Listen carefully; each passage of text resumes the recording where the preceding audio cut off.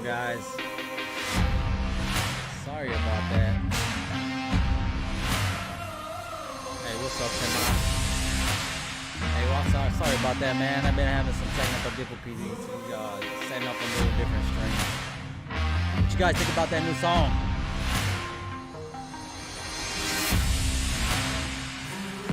What's up, guys? How you guys doing? I apologize for all the headache, guys. We set up a different style streaming. I lost the connection from that last one that I just set up, so I apologize for that, guys. Hopefully we don't lose too many of you guys. I did get everything going again. What's up, everybody? I appreciate everybody joining us. Sorry for the confusion, guys. Today we'll be talking about whether or not you should be joining the trucking industry. I am the owner here at TAT Express, and I've been in the service industry side, and I've also owned trucks for since 2008. I have over a decade of experience in the trucking industry, and I'd like to share some insights for the newcomers and existing truckers. I will explain what to look for in the current market situation and what to learn from in the different conditions in the market. So we'll be discussing maintenance, repairs. So if you got any questions or concerns, make sure to leave us a comment here in the chat. We are live and we have chat in full effect. Guys, let me know where you guys are calling from. Or, I'm sorry, where you're viewing from. Check out my other videos if you haven't checked them out before. Shout out to everybody that's come out to the shop. I hope we were able to meet or exceed your expectations. As I mentioned, if you haven't joined one of my lives before, we're going to have live chat. I'm going to be switching over to chat here shortly. I have chat should be popping up here, but we're going to be going to another share screen. I'm going to be talking everything. Hey, yeah, I appreciate that. Let me show you something else here. Check this out. This is the pretty much all the screen of me streaming here. But what I wanted to do is kind of get down on this on these comments here. So this is what I set this section up for. There's the analytics of everybody that's on. I can bring that back here shortly. Let me bring this back over here. I'll bring that back on here shortly, but I appreciate everybody's support. As I mentioned, like and share the video. Let's get the views up, guys. I know you're probably wondering why am I live today, and it's also give me a sec. Everything's a little bit different today, so I apologize. I know you're wondering why I'm live at 7 p.m., but I mentioned earlier that I noticed there's a lot of people that are online at 7 p.m., so this is why we're going live today. As I mentioned, if any of my videos has helped you, make sure to like and share the video.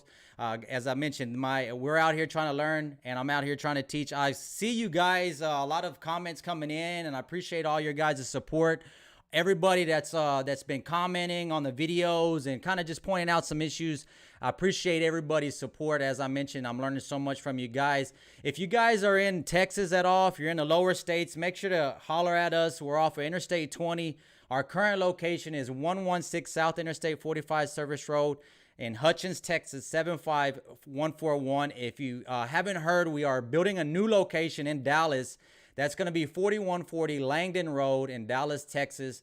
Come holler at us. Come check us out. Guys, if you can't make it down to the shop, check out our merch. We're releasing merch. We're going to have hats, shirts, and hoodies just in time for winter time. So on this channel, like I mentioned, we're going to have hoodies, stickers, mugs. Here's a sample of a mug here. I got some coffee.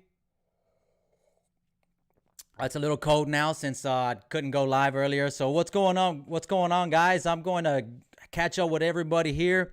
What's up, Nick? How you doing? DIY semi trucking. How you been? What's going on? Haven't seen you in a while. So hopefully this 7 p.m. is helping you guys out.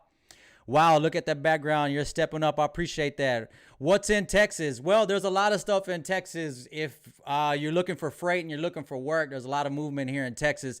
But if you're coming from a different area where there's a lot of activities to do outside, you know, mostly there's a lot of concrete here in Texas. You can either go to restaurants and do some activities. There's a lot of shopping, but check it out. Check it out. If you come on down to Texas, we can. So, guys, I'm going to get back to these comments. I had another screen up where I'm able to actually see all the comments, and I can show you the comments. And I'll do your share screen real quick, guys. It's going to look kind of odd because I wanted all the comments up here. Guys, I apologize for being so disorganized today, but this is not going to happen again. This is my first time jumping on this like this, but I want to show you something real quick, guys. Here is, let me share a share screen with you. Here's all the comments coming in, guys. Nick, what's going on? What's up, MK? I saw you here earlier. Sorry that I missed you. As I mentioned, I had a little bit. What's up, Self the Trucker? I appreciate all your support. Here I am. Yes, I am. Jay Moore, I am here. Sorry I'm late. Yeah, we are stepping it up with the background. Yeah, man, we are good up and now. Yeah, I'm glad you are able to join us. Hi, TAT Express. Background looks good. I appreciate Maryland in the house. Let me know where everybody's watching from. Forney, Texas. What's up, man? How you doing? Where's Buffalo, New York? How you guys doing? How you guys probably catching some football out there? You know, we are from Texas. I am a Cowboys fan. I hate to admit it, but I've been a Cowboys fan for a long time. On the road, be outside Dallas 60 miles. Come check us out. If you got a question about your truck, holler at us. I'm going to cover a couple questions. I believe this, yeah, I don't know how to pronounce that name, but the DD13 with the two high pressure lines, I want to get to that question. I appreciate you guys asking your questions. So as I mentioned, you know, it's nice to see where all you guys are watching from. Shout out to everybody that's come and visit us here at the shop. We're located here in Dallas, Texas. If you're traveling through the lower states, Interstate 20, we're just right off of Interstate 20. We got the new location coming soon. We're expected to be moved in at the beginning of the year. So as I mentioned, shout out to all the drivers out there, all the frontline workers. We're still dealing with this pandemic. Whether you believe it or not, please be courteous and wear your mask. The death tolls are rising and the stories of lost family members are getting closer and closer, guys. So you guys are the front lines. So we're going to get right into this. Should you join the trucking industry? You know, it's a good question. It's a good question. As I mentioned, I've been in the industry for a long time. One thing I would like to cover is the container industry. The container industry right now, I'm going to show you something, man. The container industry, check out this graph. And let me change something real quick because I got overlay. And as I mentioned, I was moving stuff around. So let me get in here.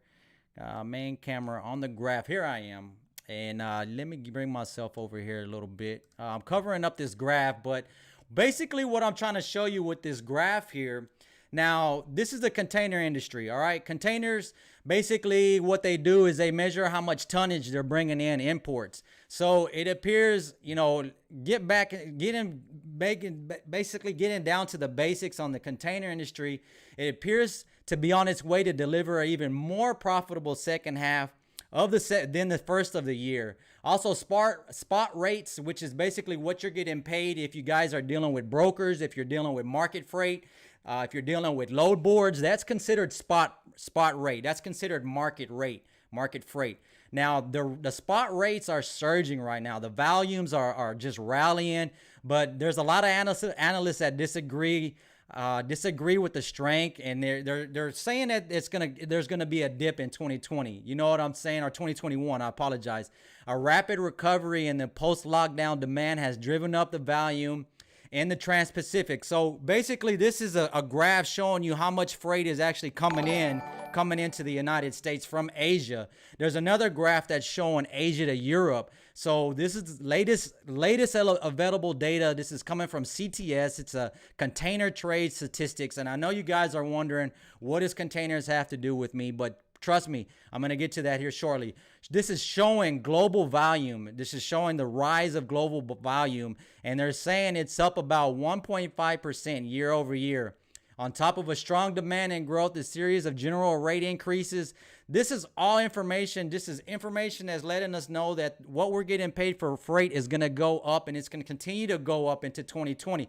But I want to get into this a little bit deeper. Check this out. Okay, so if you check out, back, you look about a year from now, $1,678, what it was going to cost for a container. This is basically breaking down what a container costs to ship from Asia to the United States. So back before the pandemic, it was $1,600, all right? So which was floating around. Now we're up around $3,800. Now you got to imagine what type of rate increase that is. Now, when you look at a rate increase like that, and you're looking at how much it's costing to bring freight into the United States, and it's costing that much, that's just an indication of how much freight is actually in the United States and how much is going to be moving. Now, I know I'm going to get to whether you should get into the trucking industry or not, but I just wanted to talk about the different increases. There's another increase there was around $2,500 that jumped up to $2,600. This is per container. Now, many years off and on, many years of watching the trucking industry and how it goes up and down, it just gives you an idea of when to jump in. And I'm gonna tell you right now is a tough. The industry is at it's at its peak right now. Okay, guys. So when you have very tight capacity, which is there's not enough trucks out there and there's a lot of freight, the shippers start to pay a lot more money out to the drivers, and it's a good time. It's a time for carriers to make money. And it's time, because last year, if you look at the time, 2019, it was a really soft demand. Right now, demand and rates, they're talking about they may cool off in 2021. They are at extreme levels right now, but from a historical perspective, the carriers are at a very good position, and they have proved to be able to handle this freight. Every time that there is a change in the freight or in the supply chain, whether it is a natural disaster. I remember when Katrina hit, there was so much freight and there wasn't enough trucks that we were able to just bring in a lot of money from the trucking. So I mean, this is actually a very strong industry to be in. But I'm gonna tell you, the trucking industry is kind of like the stock market. It's gonna go up and down, and the way that you're able to find that balance and when to come in. And basically right now, I'm gonna tell you, I know I've been kind of ranting and I'm off the subject because I was having issues getting everything set up. But what I'm trying to get to is right now, the freight is at its peak. Okay, guys, the freight is at its peak. And just like a stock market, you don't really get in at its peak. If you're in the trucking industry already, hold tight, guys, hold tight. Let me catch up to some of these comments. They're stacking up here. Let me check up all these comments here, you guys. You got tons of comments here. Let me see what's going on. We got comments from Buffalo, New York. What's going on the road and be outside of Dallas, 60 miles. Come check us out. If you need any work, we'll come checking from Atlanta, Georgia. Love your content. I appreciate it. And I'm sorry that I'm a little off ball today. I took a little bit of a curveball trying to get everything set up. What's up from Nebraska, Western Nebraska? Thanks for joining us, Alex. Hi from Little Bow Border of 24. What's going on? Pre-emission version emissions trucks. Which is better for profitable operation? DL, that's a good question. I'm going to tell you right now, when we get into finding trucks and when to get into the trucking industry, and it goes back to the subject, is it a good time to get into the trucking industry? Right now, honestly, it's going to be tough to get into the trucking industry. And I'm going to tell you this why, because capacity is so tight. When I say capacity is tight, that means there's not a lot of trucks. So what happens when people get into the trucking industry, or when the capacity is tight, they're buying up all the used trucks. There's not good used trucks out there. So you want to be careful when purchasing a truck in this type of market, guys. You want to be very careful. Pre-emissions trucks, we talked about deletes, and I want to make a quick comment about the delete video. We do not do any alteration of after treatment systems, guys. So if you guys are calling to get a delete done, we do not do that here at my location. So I've seen some of the comments. I appreciate everybody's concerns about EPA trying to come at us, but guys, we don't do deletes, guys. So cost to rebuild for a Cascadia automatic Freightliner. Are you wanting to rebuild the transmission, or are you wanting to build the engine? Let me know. If it's a DD15, you're looking anywhere 20,000 and above. You want to look at the condition of the truck. Mostly when we do rebuilds on engines like a DD15, we want to look at the condition of the truck, because if there's a lot of rust on the engine, and there's going to cost a lot of money to replace injectors, lines, a lot of the accessories that are bolted on the engine, it may be better off to look at other options. Do you run PM programs? We do run preventive maintenance programs. Jay Moore, I appreciate that question, and I apologize for this. This is really tight. I wanted to have this a lot larger, but I had some changes at the last minute. As you know, my life had some interruptions, but we're going to go ahead and keep on moving. Hey, I have a Western Star DD13 and the 2 high pressure fuel lines that feed to the rail keep blowing out. I appreciate this question, and I'm finally getting to this question. I've seen this question. You've tried to contact us. Something like this, we need to work on it. We need to look at it. I want to hook up and see what's going on with the fuel lines. Why are they busting like that? A lot of times you have fuel lines, fuel restrictions. A lot of shops or a lot of technicians are going to ignore the return line. If you have an issue with a return and the fuel line is not able to return to the tanks, you're going to cause excessive pressure. I want to know what other type of problems or other type of repairs you've have done on your truck to get a better understanding of why these high pressure lines are rupturing on you. If you can give me some more information on recent repairs, why are you replacing those high pressure lines? If you're getting any fault codes, what I would do is run it's called an integrity fuel test on a DD15. And it's by Triple DL. It's a very useful tool. What we do is we get into the system, we run the test, and what that is going to do is going to give us an indication if we have any internal faults. This is what I would suggest you do. I know it sounds like you've been doing a lot of the repairs on your own, and that's fine. But when you get into the high pressure fuel system, that's a really complex fuel system. It's a pretty complicated system. So I want to just make sure to let you know that that may be an issue that you might have to have a shop look at, especially if you keep replacing these lines and they keep doing the same thing. That's not going to be an indication. So Justin, I got your comment highlighted because I don't want to lose my spot. Justin says, are you talking about should you get into trucking as a driver or mechanic or both? Really both. When the pandemic started, and there wasn't a lot of freight moving, there was a driver shortage. And as you guys know, if you guys are in the trucking industry, you already know the driver shortage is something that's been happening for a long time.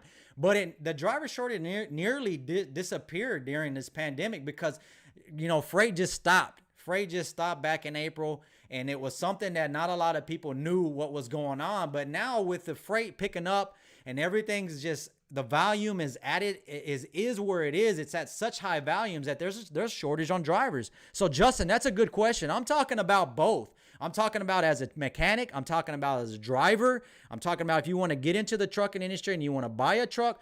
This is, right now, you got to be cautious. You got to be cautious because everybody's jumping in. Everybody's jumping in right now. So buying a good used truck is almost going to be impossible. It was almost impossible to find a good used truck before this tight in capacity happened.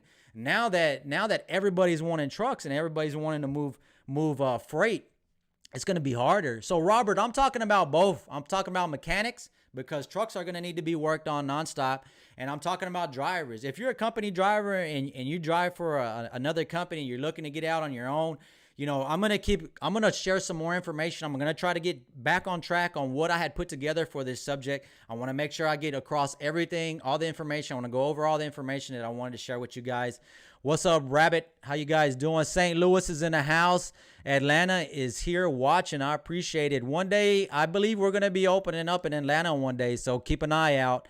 Maryland, go Ravens. Hey, appreciate you sharing your football team. I don't know how Ravens are doing, but I know the Cowboys are doing awful. 2020 has just been an awful year. Cowboys has always been bad, but we're just super bad this year. So I'm hopefully things would change. What's up, New Orleans? By the way, 3, what's going on? What's up, John? John says, where is the cheapest place I can get a liner pull for a 14-liter? John, I couldn't tell you. I couldn't tell you a cheap place to get an engine worked on. I would advise you to be careful. Everybody hears that you get what you pay for. So be careful when you're working with cheaper shops.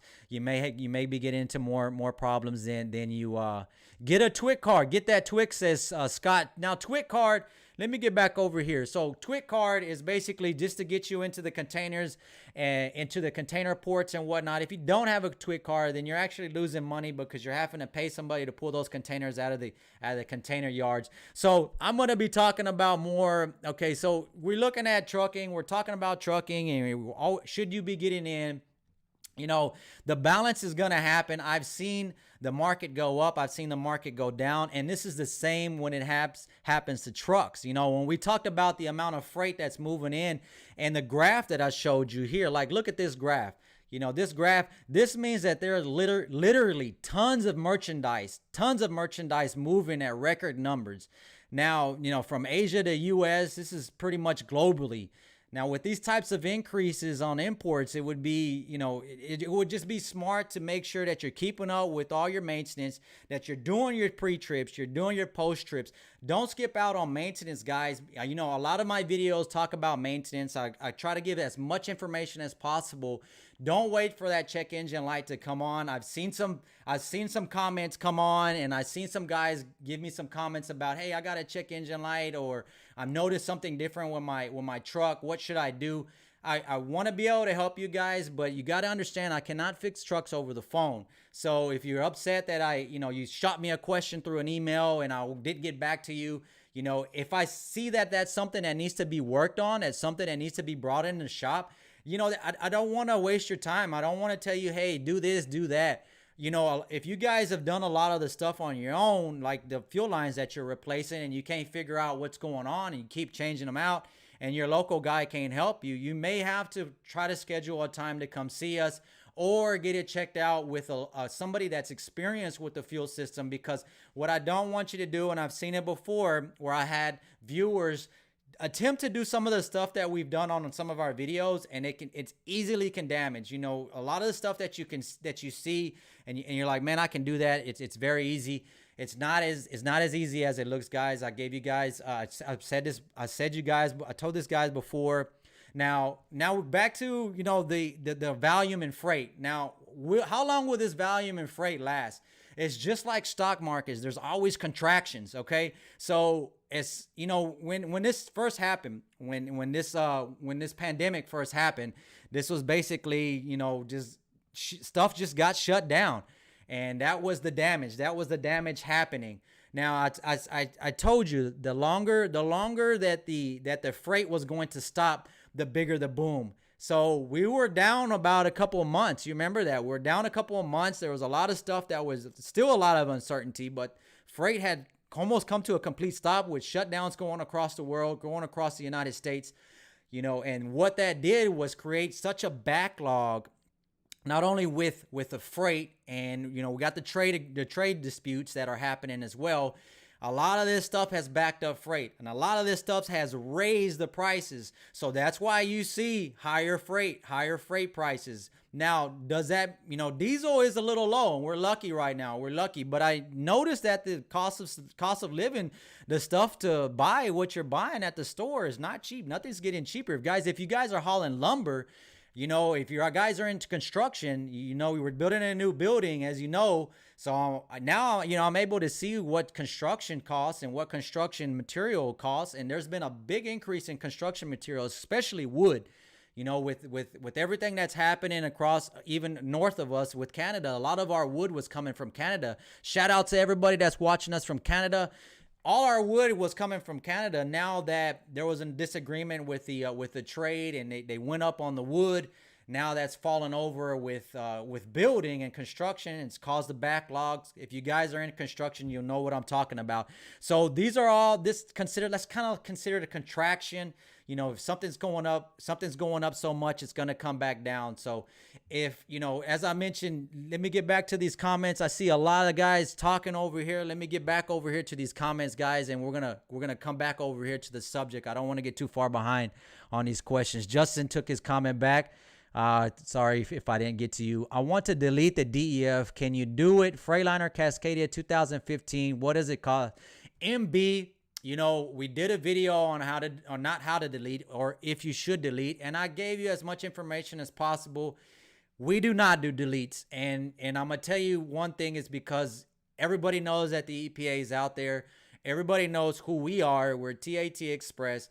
We're going to be stretching out across the coast, so we don't want to be doing stuff illegally, breaking the law, causing issues for ourselves. So guys, I couldn't tell you where to get a delete from. All I could tell you is that making sure it gets done right, and don't look for a cheap delete. How can you measure how much additive, such as diesel clean, to add in the tanks? So that's a good question, and it was winter times here, and I'm glad that you're adding your diesel slick is a good additive because it's going to add lubrication to your diesel. Now, and I'm sorry I was on the wrong camera. More than one camera today, guys, so I'm all over the place. So what I wanted to mention, read the instructions. And guys, there's a lot of different fuel additives out there for oil. There's a lot of fuel additives for fuel, of course, and oil additives. Read the instructions, especially with that Lucas. You don't want to, Lucas will thicken the oil up if you use Lucas in your oil. So as I mentioned before, DD15s, they don't have metal or metales. I'm sorry if I have to say it in Spanish, but they're actually bearings. And shout out to all my Spanish viewers out there. They know what I'm talking about. They don't have bearings on the cams. They're running directly on the actual aluminum housing of the cam, of the rocker box. So if you got too much Lucas in there and the oil's heavier and you got a cold start in the morning, it's taking the more time for that oil to make it up to the actual head and lubricate all your cams and all that. So make sure to read the instructions. Usually $2 to $3. Okay, here we go. Scott says usually 2 to 3K for a delete, but well worth it. Okay, so 2 to 3K. He stays out of California. 2 to 3K. I still feel like that's a cheap delete. Usually a good delete is gonna be up in the $4 to $5 grand range, depending on where you're at. 2 to $3 grand. I still feel like that's kind of cheap, depending on what engine you have and exactly what they're gonna be doing. So Scott, I appreciate you sharing that though. If you got something that's working for you, I appreciate that. It says, would you agree that $5 a gallon diesel equals the end of an owner? $5 a gallon is high, David. I agree. And I guess you're from Dallas. Where are you seeing $5 a gallon at? Because that is super high. Yeah, definitely. Like right now with the freight paying as high as it is, diesel fuel is not too bad. You're able to make margin right now. Those are your margins. What I do suggest you do, and if you're getting new into the trucking industry and you're getting these checks, and guys, be smart with your money. You know, the two most expensive items that are gonna take your money when it comes to trucking is going to be fuel and maintenance. If you're not, of course, you have no choice with fuel. You have to pay for fuel. But with maintenance, put a certain percentage of what's coming in. I would say anywhere from 30 to 40% that's coming in. Put it into a maintenance account. I know that might seem high. Adjust it as you go, but make this maintenance, beef up that maintenance account, guys. You don't want to go too low on your maintenance account and have a big repair. Justin retracted his comment. I didn't get to catch that comment, but as you can see here, some of these comments get removed automatically, or this one was actually retracted by you.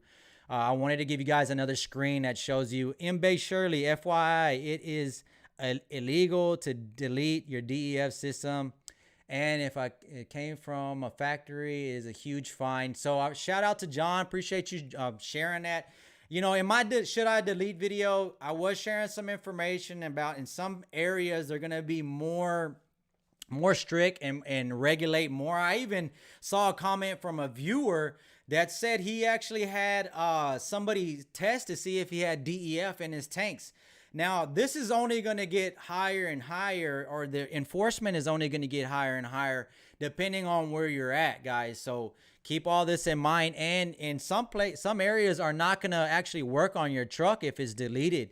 So I'm going to mark my spot here, which was with John. Hello, Adam.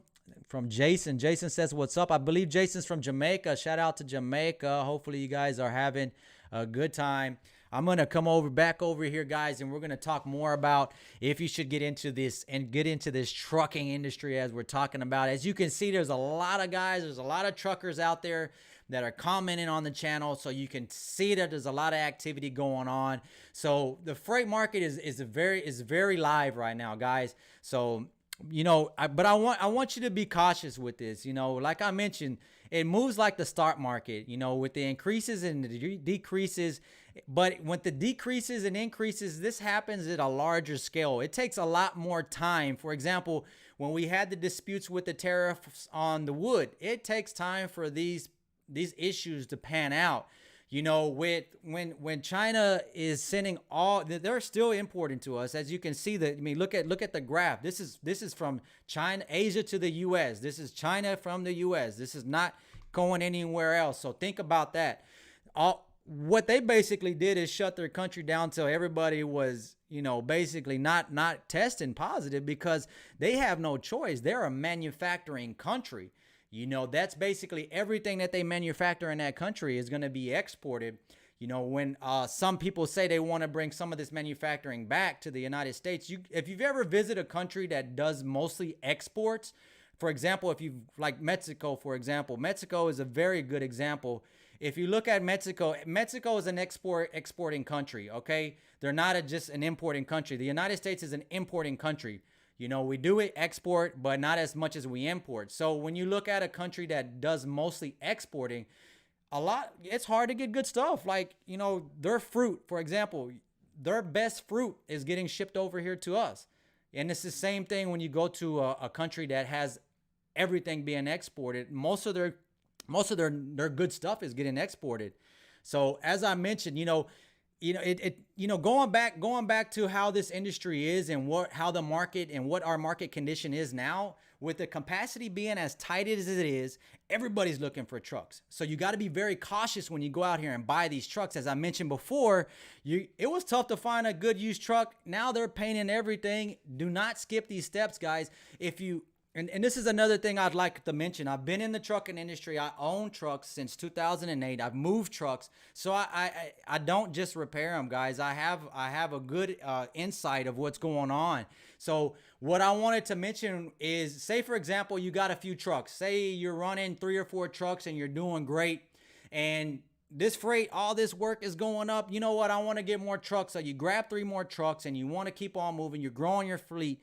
Now, what I would like to suggest or recommend you do during times like this is don't grow too fast, okay? Because I've seen it many times before.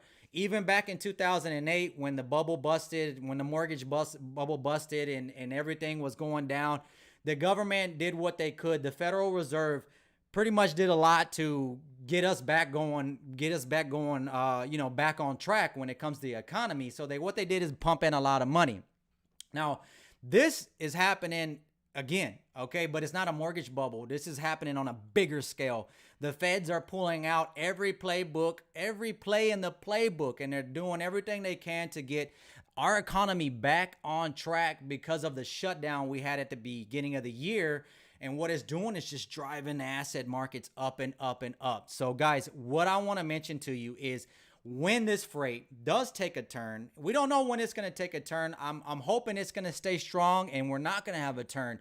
But I've been in this industry for a long time, so I see turns happen. Turns happen very often. You know, if you look at what happened in 2018, it was a very tight market then. It was a very tight capacity back then.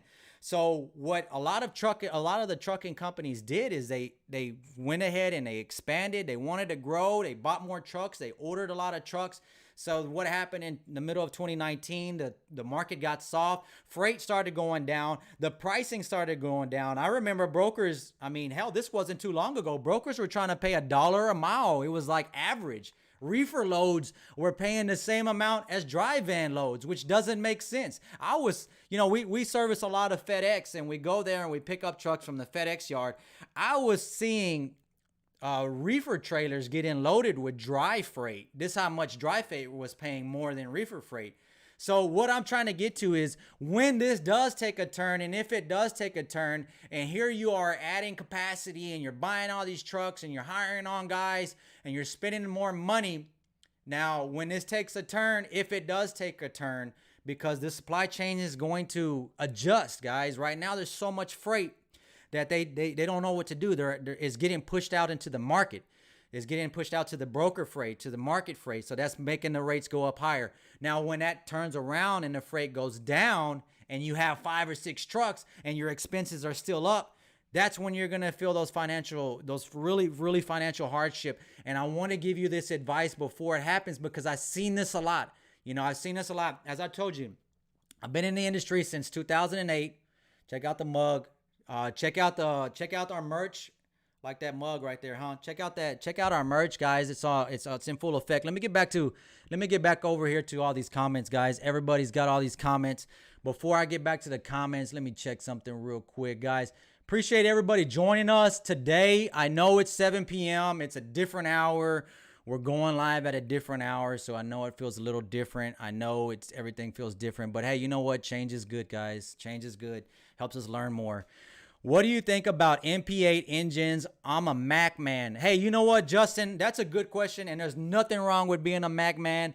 Macs are very stout engines. You know, there's a reason why they say built like a Mac truck. Now, the emission systems are the ones that are causing issues with all these engines. So whether it's a Mac, a Volvo, basically the Mac and a Volvo are the same platforms. I don't know if shout out to all the technicians that work on these trucks.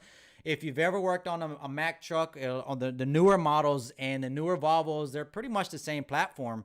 You know, I want to look into. I'm curious to know why they have the same platform, but you know they just got different names, same manufacturers, same everything. MP8 is not a bad engine. Just take care of it. Any engine, it can be a good engine for you guys. And I'm sorry, I'm at the wrong camera.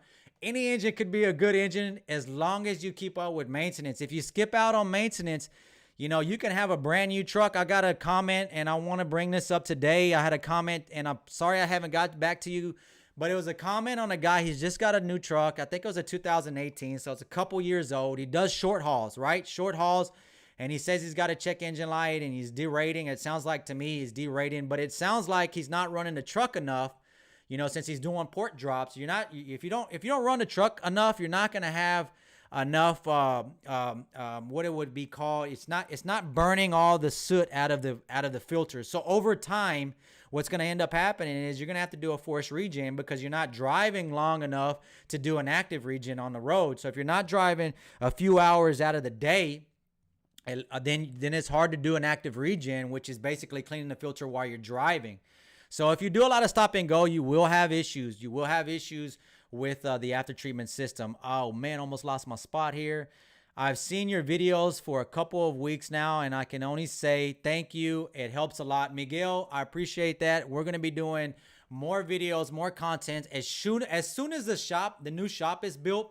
Which, if you've been following us, the new shop is we're going vertical next week. Hopefully we don't get a lot of rain. We're starting to get into the cold weather. We're scheduled to be in the shop by the beginning of the year. We are still at Hutchins location, 116 South Interstate 45 Service Road. Shout out to everybody that's come out and visit us. I hope we were able to meet or exceed your expectations. So I appreciate that. I appreciate that comment. It's a very nice comment. Okay, here's the guy that was dealing with fuel lines. What do you got for me? Okay, one of those lines are return. Okay, no, well, the ones going from the fuel pump up are the feed lines. Okay, we're talking about a DD15. We have a viewer that mentioned that he's been replacing the fuel lines from the fuel pump to the rail and they're busting on him. Now, I started after I got it deleted. Oh, so you got it deleted. That's a big thing right there, okay? I'm glad you brought this up. Now, this goes back to the deletes, guys. Be careful with these deletes because I'm going to do a video on the different types of ways that these guys are doing deletes. I don't do deletes, but I know how to get them done. I know how to do them, but I don't do them. But I want to tell you, there's not just a one way to do a delete. There's so many different ways that they're doing deletes. I've had people reach out, and this is not a lie. I have guys reach out to me from Russia. This is not a lie. Trying to sell me the programs to delete trucks. So when they do a delete, they're mostly trying to add performance as well. And with a diesel engine, the only way to add performance is to dump fuel. So you check into that tune. If you've been having those fuel lines, guys, if you kind of lost of what we're talking about, this is a viewer that had fuel lines that are rupturing. I'd like to see some video or a picture that from the pump up to the rail that are rupturing. He says he's having to replace them very often. He's replaced them more than once. And look what happened. And now he's actually telling me that it's deleted. I have seen pumps go bad after deletes. I've seen just a lot of different things go bad during a delete. So unfortunately, I would say you would have to go back original or try to get someone to do a better delete, a better job on the delete that you got done, because it doesn't sound like you might have some issues with that delete. So I'm sorry to tell you that. Autonomous, okay, you're talking, okay, trucks are taking over. Okay, driver says that automated trucks are taking over. Now, I feel like automated trucks are going to be more used in port areas, okay, because it's a more controlled area.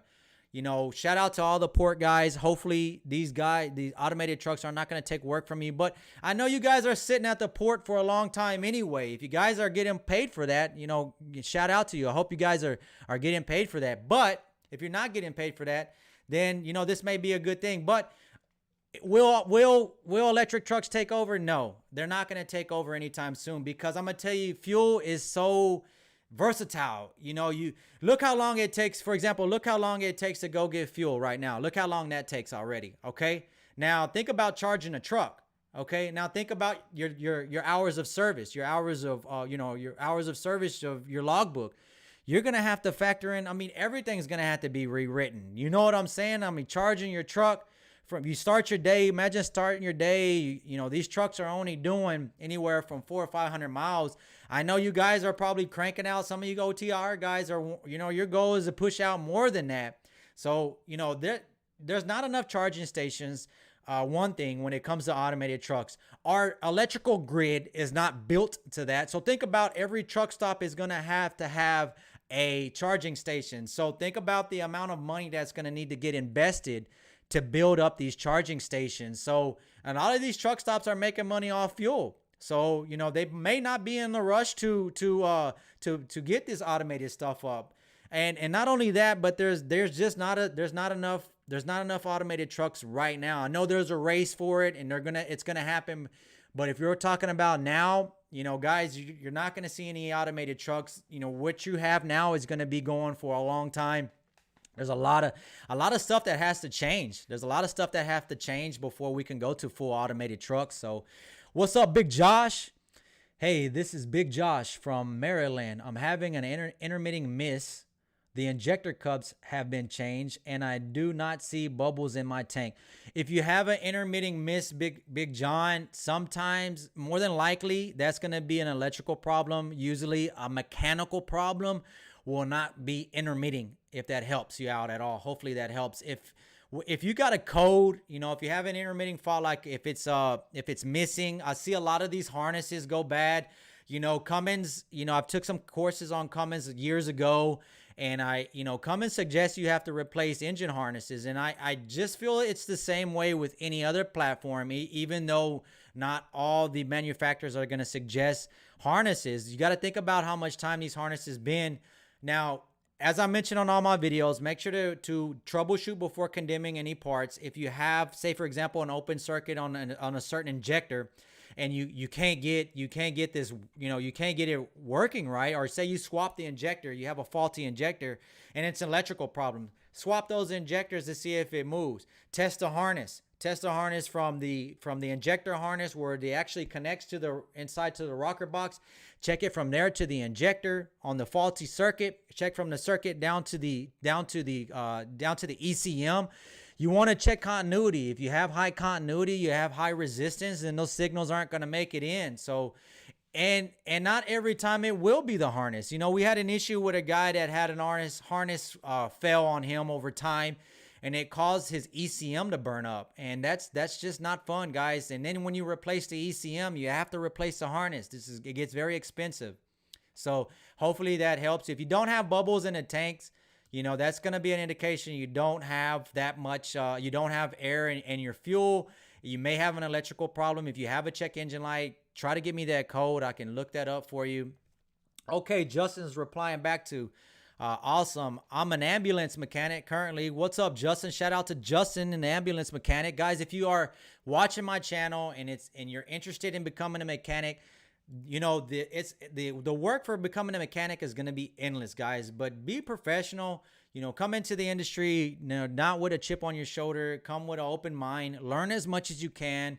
Take your time and get it done. So he's got an ambulance. He's an ambulance mechanic. Justin's an ambulance mechanic. Believe it or not, the pay is horrible. Really, have been wanting to learn and move into something more heavy duty as a mechanic.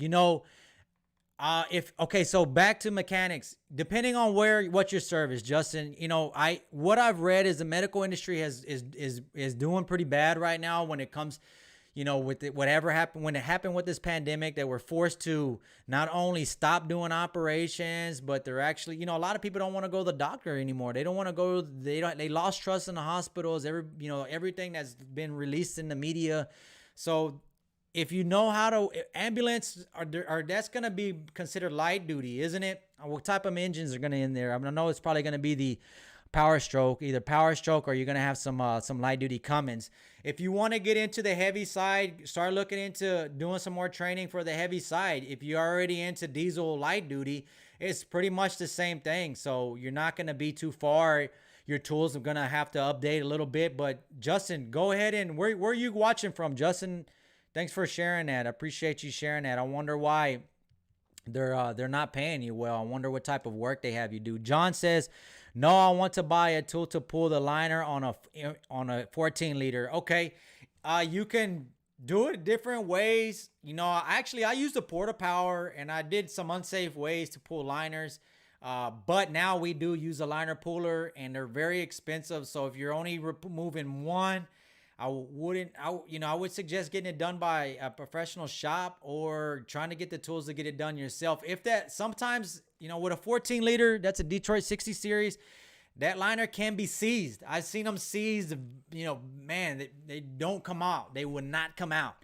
They're pretty much seized in there. So if it's very oxidated, it got a lot of corrosion, you may have a bunch of problems trying to get that out of there. KM, I just left the automotive repair world to the diesel fleet world. Fleet work is so nice. It's great. It's great to you older like me, and don't mind sending the big jobs to the dealers. KM, shout out to KM. He said he just left the automotive industry and he's working on fleet work. Now, we get a lot of fleet work too. We do a lot of the bigger jobs that the fleets don't do. Shout out to Transport America. That's one of our larger fleets, and we got a couple local guys. Shout out to everybody that uses us, everybody that trusts us, and sometimes they do send it to us instead of the dealer, because we're able to turn it around a little bit faster. So yeah, if you are if you're just getting into the industry as a mechanic, yeah, joining a fleet is going to be the best way, because you're going to learn how to do the fast end stuff. If you want to get into the more heavy stuff, and this is where I actually started. I started into just doing fleet services, just doing oil changes. And then when I opened up, we were just doing a lot of the light stuff. But we actually got into a lot of the heavy stuff early on, just because that's something that I was really interested in. Shout out to Justin, that's interested in as well. KM, if you're looking for something that's laid back like that, I'm glad you're able to find something. Welcome to the industry. Thank you for sharing your experience, guys. Let me see here. TBE Trucking says, why dealerships won't let you look at the DPF filters? It just depends. We don't like a lot of customers coming into or anybody that's not authorized to be in a shop, I should say, be in the shop. If you're a technician out there and you're working and you're trying to get your work done, if you're trying to get it done in a certain amount of time, so you're focused. Now you have a customer or a driver watching you. It kind people, not everybody, but some mechanics can be a little bit feel the pressure from somebody watching over them while they're working. And not only that, I know you guys want to get in on it and look at it. So say, for example, you're behind a technician and he's working. If he does this, he comes around, he's got to walk around you, because you're putting yourself in an area where he's walking back and forth trying to get to his toolbox. So it's just not safe. Okay. And for example, if you're walking through a shop and you might have an accident, you may trip over something. It's not safe, because an insurance company, what they're going to do is, an insurance company, I know you probably heard this a lot, but it's true. Insurance companies don't want to pay. They're like warranty people. They're like warranty companies. So if an insurance company, say, for example, you have an injury in the shop, the insurance company, if you have cameras, for one thing, they want to see the video. They want to see who was in the shop. So if they see anybody that's unauthorized in the shop, right away, they're going to say, hey, you know what? This person, even though he wasn't involved in the accident, wasn't authorized to be in the shop, so we can not pay the claim. So that's another thing for customers not being able to get inside the shop. If guys, if you come to my shop and you want to see stuff, we still let guys in the shop, but you're not able to be there the whole time. We do take pictures. We do send you pictures. So I'm not sure why they didn't want you to let you see the filters. I mean, what's going on if you high mileage filters and they're, if you got over 500K and they're telling you had issues with your filters and they had to replace them, more than likely that's going to be a good answer. I mean, a real answer, because you're not going to be able to clean these filters all the time, guys. You can only clean these filters 1 or 2 times. After that, they start losing their use. It's best just to get them swapped out with one that's already ready to go. So what's up with this is my O2 here. Be careful with the DOT physical. If the facilities are not doing a neck measurement and use a BMI as their requirements, go somewhere else. It's the ratchet. It's okay. Ratchet to force you to sleep study. Okay. Well, I noticed a lot of stuff is starting to take into place. Now, this viewer is saying for a DOT physical, guys. So if you're looking to get into the trucking industry and as I mentioned, there is a shortage on drivers right now. The capacity is very tight. The demand is very high. And if you want to become a driver, yeah, you have to take a DOT physical. And yeah, some of them are a joke. I see some drivers, you wonder how they did pass the physical, but there is a big requirement for drivers. Drivers are in a big must for the business. They are actually lowering the age rate on how old you're going to be to actually cross over state lines. And I've also seen a lot of I've seen even some of the people that are recruiting new truck drivers, I've seen them lower the requirement and experience as well. So where they're having 2 years or they're required 2 years, they're dropping it down to 1 year. That's pretty insane.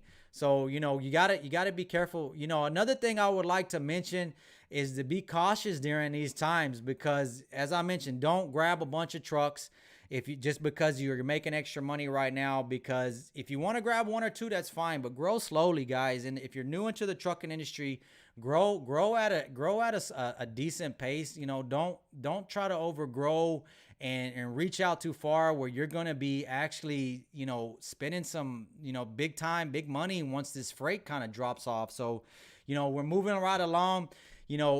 I don't want you guys to face any financial hardship. That's why I'm bringing this up. That's why I bring up, make sure to, do a budget, keep your maintenance in place. And guys, becoming a truck driver, if you want to be a driver and you're not a truck driver, it's not easy work. If you're looking to be OTR, you're going to be in a truck for a long time. You're going to be, OTR is being gone for a week or 2 at a time until you come back. If you join these larger fleets, you don't get time off until you actually start spending time on the road. And be careful with these fleets, guys, because these fleets are going to tell you some stuff that, may not be true on what you're going to get paid. So, do your research on who you're joining. If you are joining a fleet that's going to be doing training and is going to train you to become a driver, and they're going to do a lot of the legwork for you, that's not bad. That's not really bad at all. So keep all this in mind when you're ready to join the trucking industry. The comments are on fire, guys. Let me get back to these comments, man. I'm gonna get back to these comments over here because we got tons of comments over here. Let me get to everybody. And as soon as I scroll, you see how it just jumps to the bottom? This is why I always lose my spot. FMCSA, do not require neck measurements. It's one of the reasons there's a driver shortage. My last DOT was such a joke and waste of money. Move on somewhere else. Okay, well, the trucking industry is a very grindy industry. I'm going to tell you right now, because as I mentioned, there's ups and downs, guys. There's ups and downs. So if you just got out of the down market, 2019 was a down market. It was a very tough market. There was a lot of companies that went out of business because it was already a tough, leaving 2018, 2019 happened, the pandemic happened. And then who would have thought that after the pandemic, we're looking at record volume? It's just crazy. Hello, there's so much volume in freight. We lost over 1,500 trucking companies in the last 15 months. The market is reaching to its plus, and more 5 to 30 trucks operations are going to Amazon taking truck. You say, shout out to Welch. I appreciate you sharing that. This is true. What I'm stating to you guys is that we are in a peak market. We are in a peak market, but Be cautious, guys. Be cautious. If you want to get into the trucking industry, don't be eager. Don't be too eager. I'm going to be honest with you. This is probably not the best time to buy a used truck. You know, this is flat out honest with you. It was already tough, as I mentioned, to buy a used truck. Now we're looking at everybody wanting trucks, and I've seen some crap trucks out there. I see some crap used trucks out there. I'm sorry to say it, but I want you guys to be careful with buying these trucks, because even, say for example, you're seeing all this money come in because of all this freight, and everybody's paying all this money to move all this freight. And as I mentioned, you buy all these trucks, and if that money is not going to be there, the same amount of income is not going to be there, but your expenses are going to still be elevated. You know, I would suggest growing slowly. Go through the market as the markets change. Don't worry. There's going to be another spike. There's going to be this spike. What's going to happen? I'm going to tell you what's going to happen coming into 2021 is what I see happening. A lot of this freight's going to get contracted out to the major carriers, as it always does, because they're going to build up their fleets again, as the viewer just mentioned. 1,500 trucking companies lost in 15 months. That's a lot of trucking companies a day. That's almost 100. That's a lot of trucks a day. You know, I would have to research exactly how true this is, but I mean, there's a lot of stuff. There's a lot of trucks that exited the market. So there are less trucks available. I run the Northeast. I've seen the truck ratio to freight drop since Amazon. Amazon's big. Adam is deleting the DEF, putting the truck back to the 2008 standards. No, if you are modifying anything on the truck, it's because that system was already manufactured. That means if it was manufactured with the DEF system, you can't just remove the DEF system and say, oh, this is a EPA 2008. No, because it was manufactured whenever the standards were in place. So whenever it was manufactured, the standards to have DEF was in place. So when you remove it, it's going to be out of regs there. David Dallas. What I meant is if diesel goes up, diesel will not hit 5 gallons. Diesel will not hit 5 gallons. We are at a surplus of oil right now. As you saw, oil bottoming out this year. I mean, 2020 is, I think everything under the sun has happened this year, but if you saw oil bottom out, oil bottomed out, and I feel like OPEC, which is basically who controls the pricing of oil, learned a big lesson, and so did we. And it looks like we're going to be supplying our own oil. We're actually going to be exporting as well. So I don't see fuel going up to $5 a gallon. No, I don't see that. Not anytime soon, David. So what I would do is just stack up your money on, making sure that what I would suggest you do is, if you're already in the industry and you're operating, check out how much your expenses are. Check your expenses for a month. Make sure you're tracking your expenses. I used to service a fleet. This was back in I forgot what year it was. A few years ago. I want to say 3 or 4 years ago. I used to service a fleet for a produce company in Garland, Texas. Shout out to Garland. So what I'm getting to is this company that had a bunch of trucks. See, he said he probably, not a bunch, but as an individual, he had like 50 trucks. He had a bunch of trucks. I was surprised for it. I asked him, hey, so what's your income on the trucks? Or what is your total gross? Or what is your expenses? Guys, if you don't track your expenses and all you're doing is, hey, working out of your bank account, but you don't have any other kind of accounting software like QuickBooks or any kind of spreadsheets, and you're not keeping up with your expenses when you're in trucking already, guys, you're going to set yourself up for some financial hardship. So what I'm saying is find out how much it costs to run for a month. Okay. Save that, whatever that is. Say for example, it costs, $10,000 to run for a month or whatever. And this is just, don't hold me against this. I want to mention that I stopped running trucks just this past year.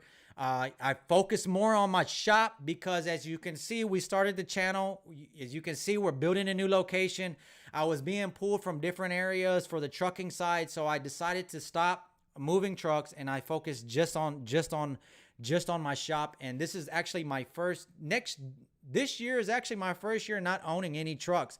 And I do miss trucks. I love owning trucks. I love being part of that and having the team members, the drivers and all that.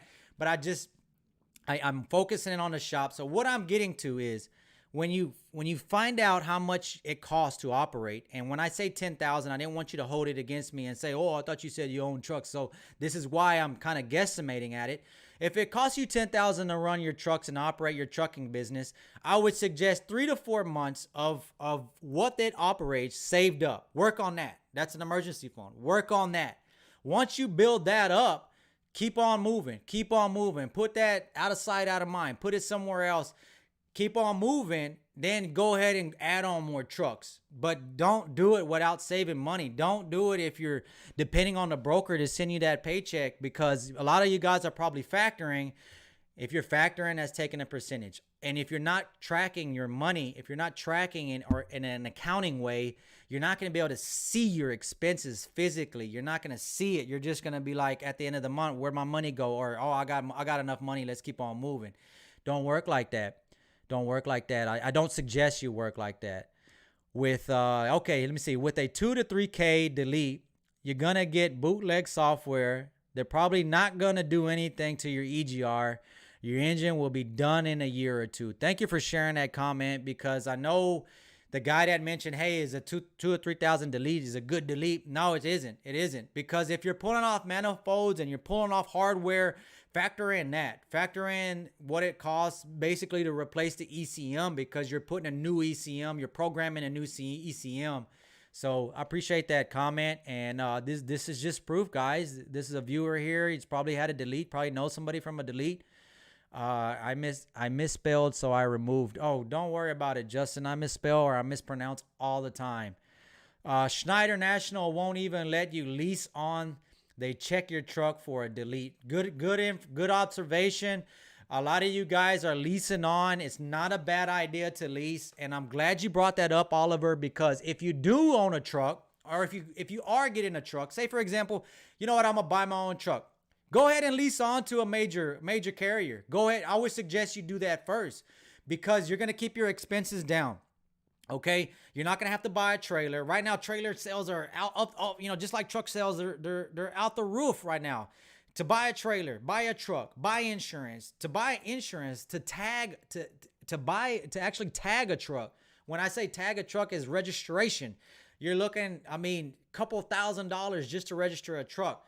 Down payment on the insurance, another few $1,000s right there. So leasing onto a fleet is not a bad idea. They're going to have excess freight too. Those are the guys that are contracting all this freight. They're the ones that have the first dibs on all this excess freight. So they're the ones. Schneider, Landstar is a really good guy. Landstar is actually really good, because a lot of these lease companies, what they'll do, and I'm glad you mentioned this, Oliver, is a lot of these lease companies, what they'll do is they'll have a maintenance account started for you. They'll start holding some money from you, which I don't agree with the whatever they call it. I know it's been a while since I had it, but it's kind of like a deposit where they hold some of your money, and they do that because if you have any of their equipment that they put on your truck, they want to make sure they get that equipment back. They want to make sure they get Qualcomms back. If they still use Qualcomms, everything's probably just no Qualcomms no more. Everything's all updated now. So as I mentioned, they're going to hold your paycheck. They can also start a maintenance program for you. So this is stuff that's going to help you, and they have already structure in place. Whenever you start running broker freight and you get on a load board, man, dealing with brokers is not, shout out to all the brokers out there. I know it's not easy doing that type of work, doing this type of work. I don't want to don't mean to talk down. I'm not talking down on anybody, but brokers have an objective to get stuff done. Most of them don't have that experience with trucks. They never even been in a truck. Most trucks they see are the ones that they see on the highway. They drive by them. So dealing with brokers, if you're going on market freight, they're going to be pushy. They think they know everything already. They're going to GPS a location, and they're going to expect you to get there at that location with their Google Maps. So something to look into, guys, or to be prepared for. And honestly, before I move off the lease, before we move over off the lease, guys, I want to tell you something on lease trucks. If you're driving for a company and they want to sell you a lease truck, be cautious, okay? You're working with that company. You've already know how their maintenance programs are. Most fleets are not going to do PMs when they're expected. They're gonna follow the 50,000 intervals that Detroit and that Cummins and everybody's advertising on online without an oil analysis, without doing an oil analysis. They're gonna run those trucks for a very long time. And the reason why they want to sell it to you as a lease option is because they're not going to get the value they want out of the dealer. The dealers are going to give them pennies for it because they're going to resell it. Okay. So what are they going to do? They want to sit on those trucks and resell them to you. So basically they're going to remove the money from your paycheck. Shout out to everybody that's already in a lease. I'm not saying it to get out of the lease, but I've seen some guys get burnt by leases because they get into some trucks that have been not well maintained. This is a story. I'm going to share this story, and I'm going to get back to all these. I'm going to get back to all these comments. I apologize for jumping back and forth, but I'm going to show you the story from a customer that came into my shop. I'm going to change the background up. Boom, background, air freight. Check this out. Air freight. And when the pandemic hit, I'm going to tell you right now, before I jump around lease trucks, this guy, customer, a viewer of mine, he come in, he was at my shop. We were talking for a little bit. He was complaining about the truck he had, how much money he's been spending on keeping it up. And he told me the story about the company that he works for sold him the truck.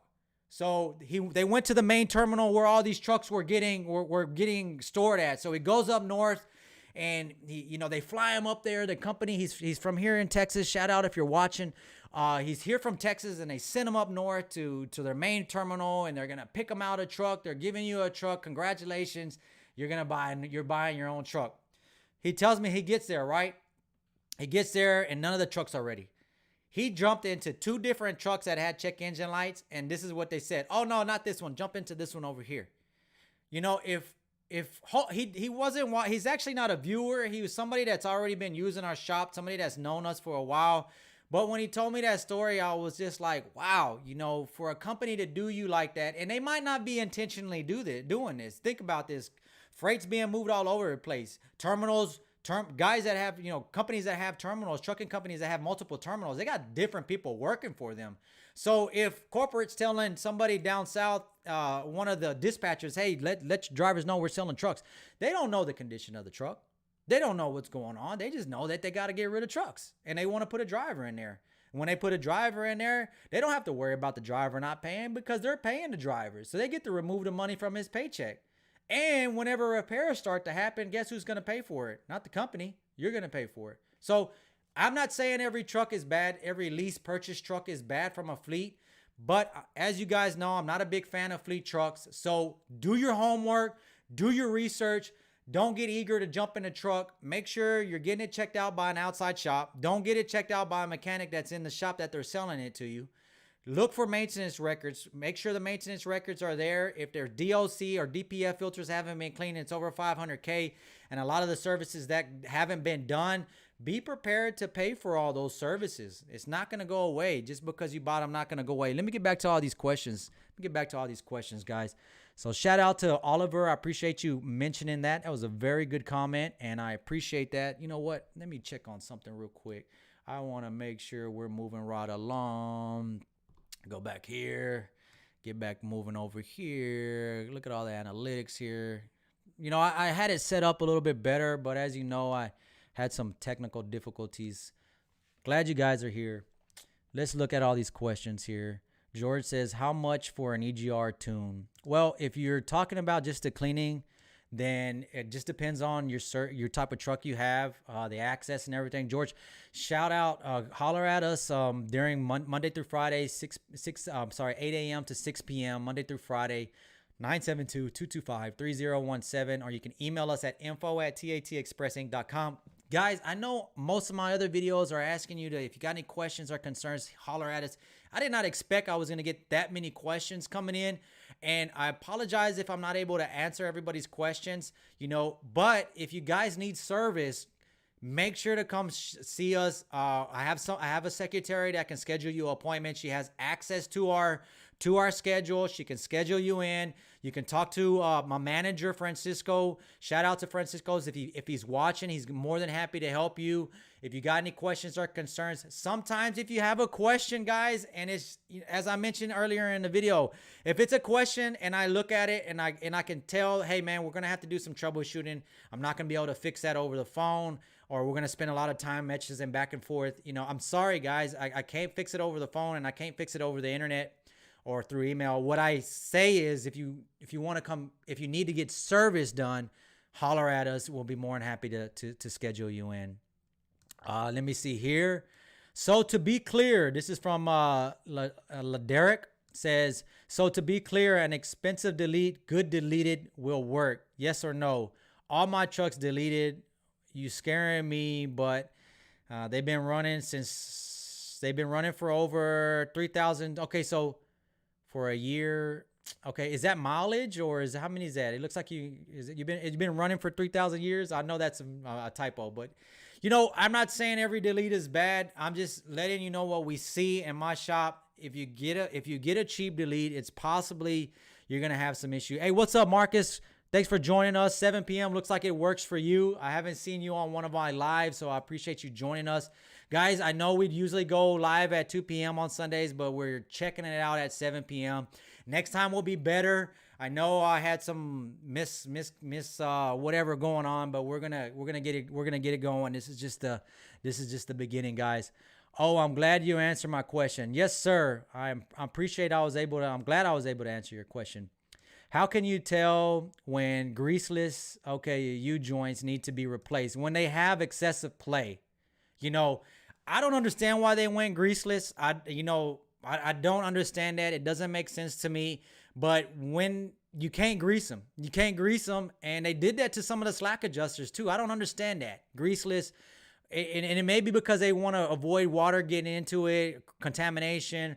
So if you do have an issue, more than likely it's going to have play. So if you have a U-joint that has excessive play, then you're going to have to get that replaced. I got 2 trucks and I need deleted. How can I get in touch with you? Katy, Texas.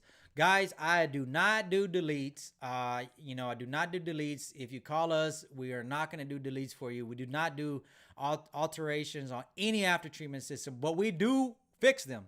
If you got an issue with it, we can fix it. Okay. And come on down, come and talk to us. Let us look at it. Let us let you know if delete is the best option for you. You know what I'm saying? KM, Mac, Volvo, or Trouble. They come from the factory with an engine light on. And okay, so it depends on what you got. I have seen some trucks coming out of the shop. I've seen DD15s. We service a fleet. We service a few fleets. One of them is FedEx. FedEx got a lot of new trucks, brand new trucks, and they have a lot of problems too. So it doesn't matter if you have a new truck. You can have issues. Transport, what's up, man? I forgot about the live. Haha, just opened YouTube and just saw you live. Hey, thanks for joining us, Transport. I know you were looking for us at 2 p.m. and I'm sorry. I just wanted to test the waters at 7 p.m. So I'd like to see how everything works out at 7 p.m. Guys, shout out to everybody. Even on OTR truck needs a heavy now. Okay. Even a OTR, even over the road truck needs heavy now, and then to work hard to burn the soot. Yeah, they do. You're right. OTR needs to work hard and to burn that soot. So basically he's saying not only just the short hauls are you going to have issues with after treatment problems, you can still have after treatment problems running long hauls if you're not getting that engine hot enough. Good. Thanks for sharing that. I appreciate you sharing that. Shout out to I wonder what the name is. I don't know how to pronounce that. You see these viewer names, guys? You see these profile names? This is why I don't get everybody's name sometimes. Domingo Garcia says, what would you recommend if the crankcase goes bad and leaked the whole engine oil, and I checked the oil stick and it had metal? Oh, man, that's not good. What can you do in the case? And I don't really know what to do. Thanks. Domingo, I am sorry to hear that. If your crankcase went bad, what happened? Was it spewing out a lot of oil? Does it have high mileage? Usually when your crankcase is spewing out all that oil is because you have excessive crankcase pressure. So you may have internal wear already. It might have high mileage, so that engine may be may be on its way out. So I'm sorry. I'm sorry. Metal in the oil, that's not good. David says Cummins M14s red tops, are those good engines? 2001. An M14 is a good engine, but can you find one? Can you find a good one? Can you find a good M14? Can you find a good pre-emission engine is basically what I'm asking you. Can you find a good pre-emission engine? You know, guys, honestly, man, they're old. They're old, guys. There are old 60 series, old trucks. M14s, old trucks. Even the 60 series, the last ones, the late models. I mean, those are old. Those are older trucks. I know guys want to stay away from emissions, and I hate to push you guys towards emissions, but I'm just being honest with you guys. An M14 Cummins is gonna be hard to find a good one, but I appreciate you asking me. Ramon says, "Hey Adam, ballpark figure on an end frame for a DD15 at your shop. Freightliner is too expensive." It's not going to be cheap, guys. A DD15 is not going to be cheap. You can probably get a cheap one done if somebody's doing it outside, and you know, but just be careful. Just be careful. KM says, haha, you're funny, but it's true. Volvo, too many problems. Volvo can have some problems. Volvos can have some problems. But what I want to tell you guys is make sure you keep up with your maintenance, because once those Volvo lights go on, it's going to be problematic. You're going to have a lot of issues. You're going to have to, it's going to be a headache, guys. So yeah, Volvos can be a pain. Was Transport's got a question for me. Well, shout out to Transport. What do you think they will have no more? Do I think they will have no more DEF? Was it in 2021? Will DEF filters always be here? You know, until they come out with a solution, which I mentioned in some of my other videos, could be hydrogen. When we talked about this last time, that may be a solution. Who knows? You know, there's got to be a lot of changes. Right now, I don't see anything being implemented that's going to get rid of after treatment systems or ATS systems. So I don't see them going, but 7 years, that's a short time to be able to get rid of them. If somebody comes up with, you know, if hydrogen ends up being the solution, which is basically injecting hydrogen on the intake side of the engine, and hydrogen, and hopefully I'm not pronouncing this incorrect, but it burns the fuel completely because it adds a lot more oxygen, so it burns it completely. So it's basically kind of accelerating the fuel. So what that happens is it burns all the fuel. So that may be a solution. Who knows? Coming to your shop in the morning. Looking forward to meeting you. Check engine light, PM, Edward West. Come on by.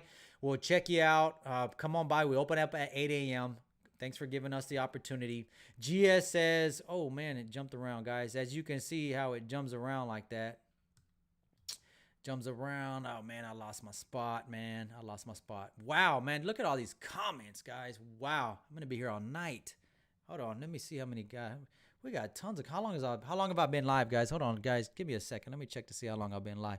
Since everything is a little different today, I don't have everything. And you know what? I'm going to go back to this background. This one looks better.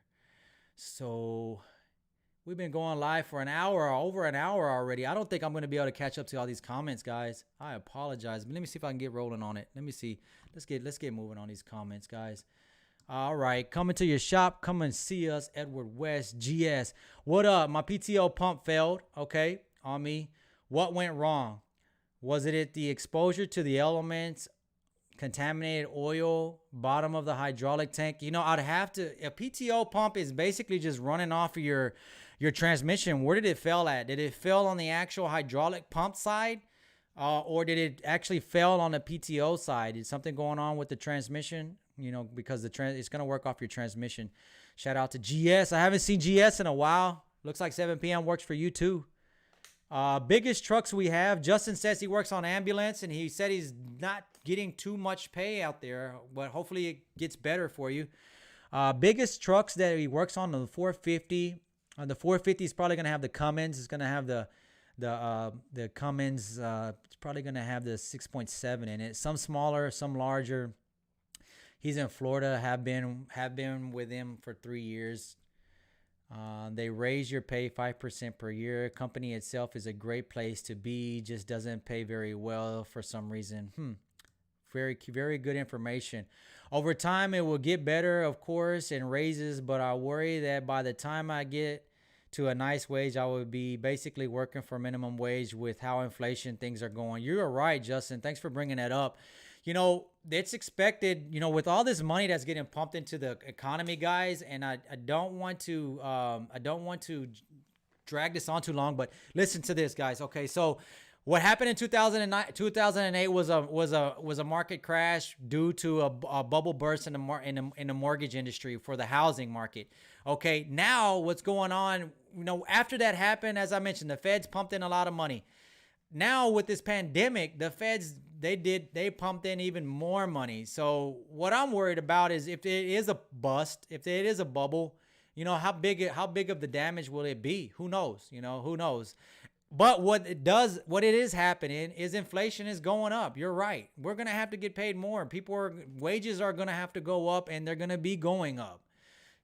So what you're paying to get trucks repaired is going to go up as well. What you're paying for, parts are going up. I don't know if you guys noticed that as well. I mean, everything is going up. But yeah, that's what happens when money gets pumped into an economy. Everything just starts going up. It's inflation. Hopefully we don't see hyperinflation. Hyperinflation is a mess. So Justin Hill, what's the hourly pay? That's what Transport's asking. If you have enough, you have 3 years of experience. We are actually looking for more technicians. Shout out to everybody that's in the DFW area. Or if you're a technician looking to relocate, give us a shout. You can email us your resume at info@tatexpressinc.com, or you can call us at 972-225-3017. As you know, we are growing. We are building a new shop. Everything's going along. We're going to need more technicians. We're going to need entry-level technicians as well. We're starting a training program at the shop, so we're going to be doing entry-level technicians because just to keep up with the work. Right now, if you guys come into our shop, if there is a wait, anywhere you go, there's going to be a wait, but we're trying to get everything in and out. A lot of the larger jobs are keeping us tied up, but we are looking to hire on more people in the front office and in the rear office, so holler at us. Alejandro Reyes says, if a truck is not holding compression on a piston number 1, what is your input? Check the valve adjustment first, because I have seen valve adjustments be way out of adjustment, and that can cause low compression. Also depends on what type of engine it is. If you have a hold down bolt on an injector, can be loose, and that can cause compression to go into your crankcase as well. It's a DD15 engine. Check out my which video it was. I want to say, I think it was a compression test or a cutoff compression test on a DD15. Check out that video. You're going to need to check a few things: injector hold down bolt and a valve adjustment. If your valve adjustments are still are good and you're still having low compression, let me know what your compression's reading and how are you reading that? How are you getting that low compression?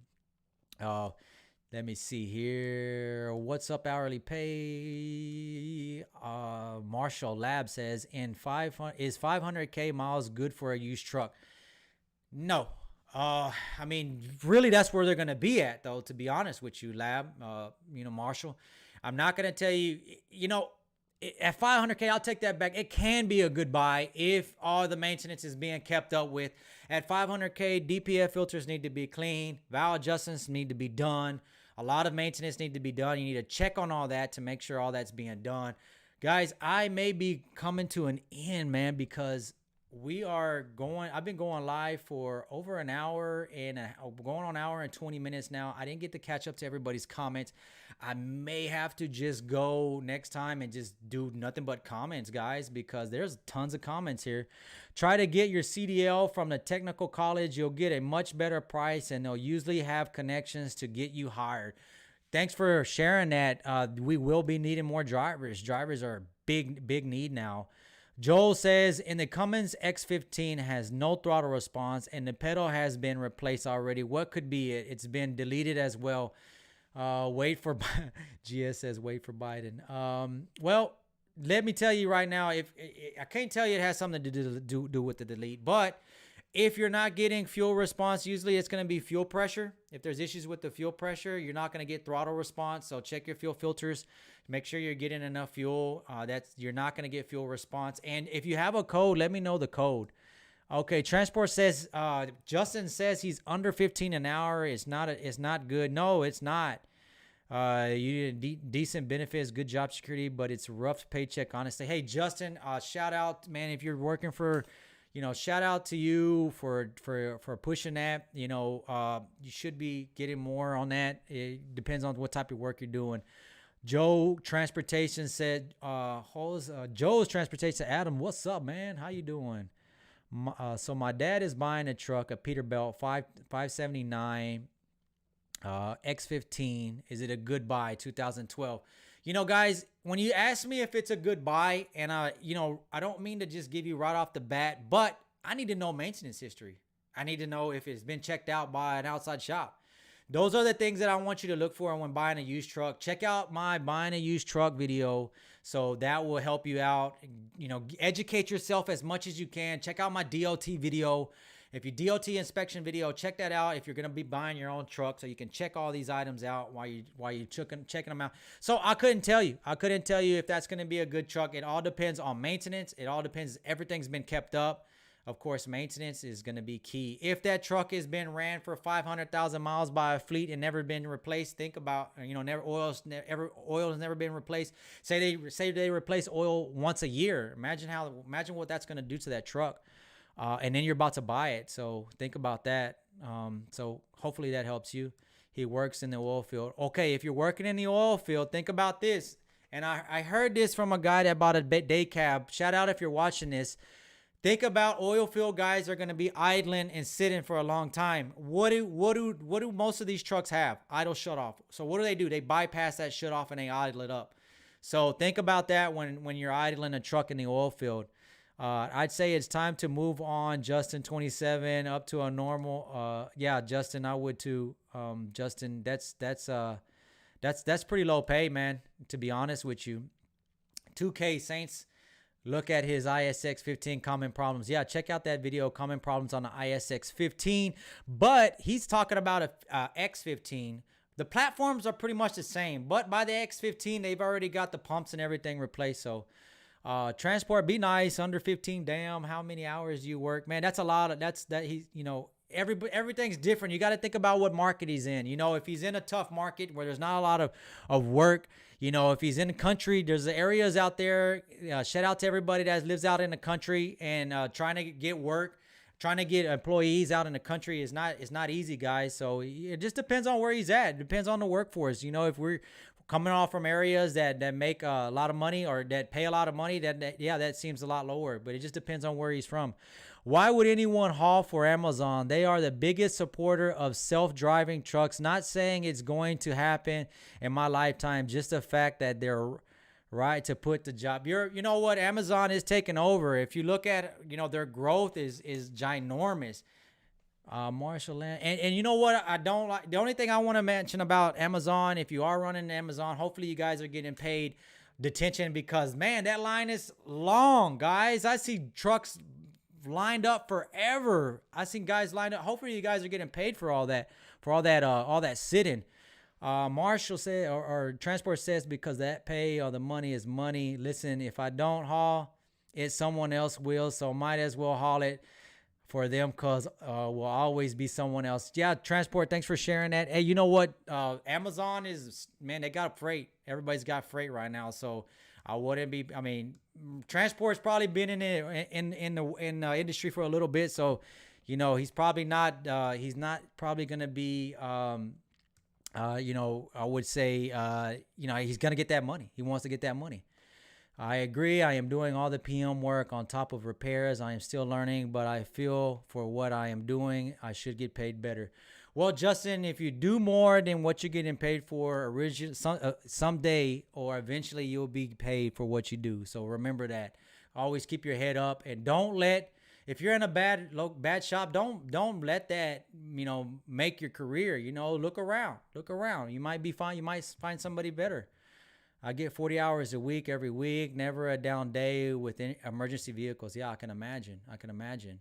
Self-driving trucks won't happen. I had a rad fan bring down the 5-volt reference that brought the truck in to my knees. I wouldn't accelerate at all. I don't get that too much. I don't get that comment there, KM.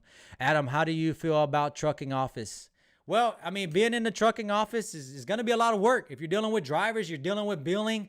It's tons of work, guys. Tons of work. Justin Hill, are you doing engine rebuilds? My computer signal erratic, off and on differential. Guys, I think I'm going to wrap it up. I appreciate everybody joining us today. Let me make sure I didn't get it. I went over, let me see, got a maintenance. We talked about maintenance. Guys, I am pretty, we are super backed up with all these comments. Got a bunch of comments, guys, but we're gonna go ahead and wrap it up. I hope I was able to answer your questions. I apologize for being a little bit off track today. We had a little bit of a tough start. I had some technical difficulties, but I appreciate everybody that's joining us today. If you're traveling in the lower states area through Texas, make sure to give us a shout, 972-225-3017. Or you can email us at info@tatexpressinc.com to schedule an appointment for your service. Shout out to everybody that's came and visited us here at the shop. I appreciate all your support. I hope we were able to meet or exceed your expectations. Check out the merch. We got merch getting released any day now. You're going to be able to see hats, hoodies are going to be just below the video. So if you want to support the channel, if you've been viewing us for a long time, we're finally getting merch. This is your opportunity to support the channel. So make sure to support the channel. I appreciate everybody's support. We're going to move on. And until next time, guys, you guys be safe, guys.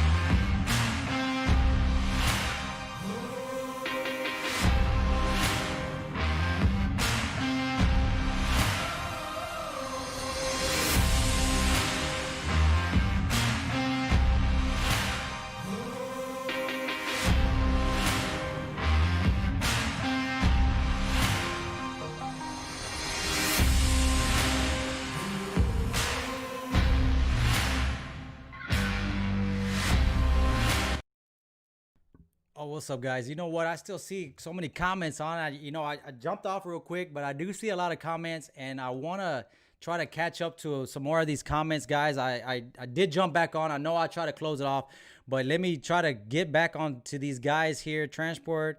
I did go to school in 2013, but was in a different area. I went for motorcycle mechanics, but have always been knowledgeable in automotive. Justin, if you already are knowledgeable of automotive, and I probably lost a bunch of viewers because I tried to stop it. I did stop it, and now I came back on. You know what, guys? To be honest with you, I had to use the restroom. I got a cup of coffee, and I was, all hyped up on coffee. I had to go to the restroom. And I did come back, and I want to try to catch up to everybody's comments. Justin, are you doing? And we got that already.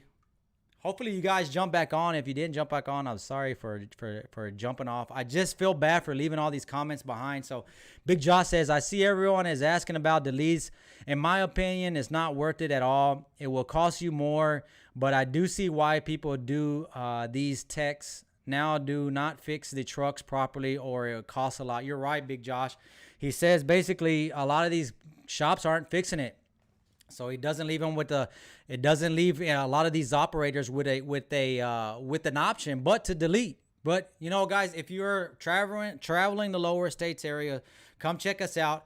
If you do have multiple check engine lights and you have issues with it may be more than one time that you have to get it checked out, guys. We see trucks come in with a list. I mean, their check engine fault codes are about this long with all these comments. You will go down and you can see, oh, this would be all their faults. This would be all their faults, and you know it's tough. You know, because if you have a truck that's been, you know, pushed for so long, you know, it creates more problems. So that right there will in turn cause more money and more downtime. So this is something that I want to mention to you guys. I shouldn't have shut off like that and come back on. It looks like we lost a few viewers, and I know you guys jumped off because I was ending it, and I had to go to the restroom. I apologize for that. Let me see. At Transport, we do not pull engines. Big jobs go to the dealership. We simply don't have the time. I do all the PMs and other repairs, including all the box works. Okay. Run from leases, Joe. Thanks for mentioning that. As you know, as I mentioned, I see leases happen, and leases are not good. Justin says we work on medical equipment and the trucks to light. Two lights, sirens, radios, a lot of electrical. Justin, you know, keep your head up, man. And what I would suggest, as I mentioned, you know, put your resume out there. Build your resume. Keep your head up. I drive for China National as a company driver on a dedicated account, and I am doing very well. I am thinking about jumping out to become an owner operator. Oliver says this is a mess. This is information for Oliver. Oliver, how long you been driving for that company? Because as I mentioned, right now, yeah, everybody's doing really well in the trucking industry. Everybody's doing really well. And I'm just curious to know how long you've been working with them, because it's the same thing. You want to be prepared. If you do take off, you want to just see how much it's going to cost you. There's going to be a lot of costs running as an owner operator. It's not going to just be jumping a truck and I'm going to be able to pay for my repairs off the fly. You're going to have to prepare for all this. And shout out to everybody that's still online with us. I apologize for jumping off. I am still here.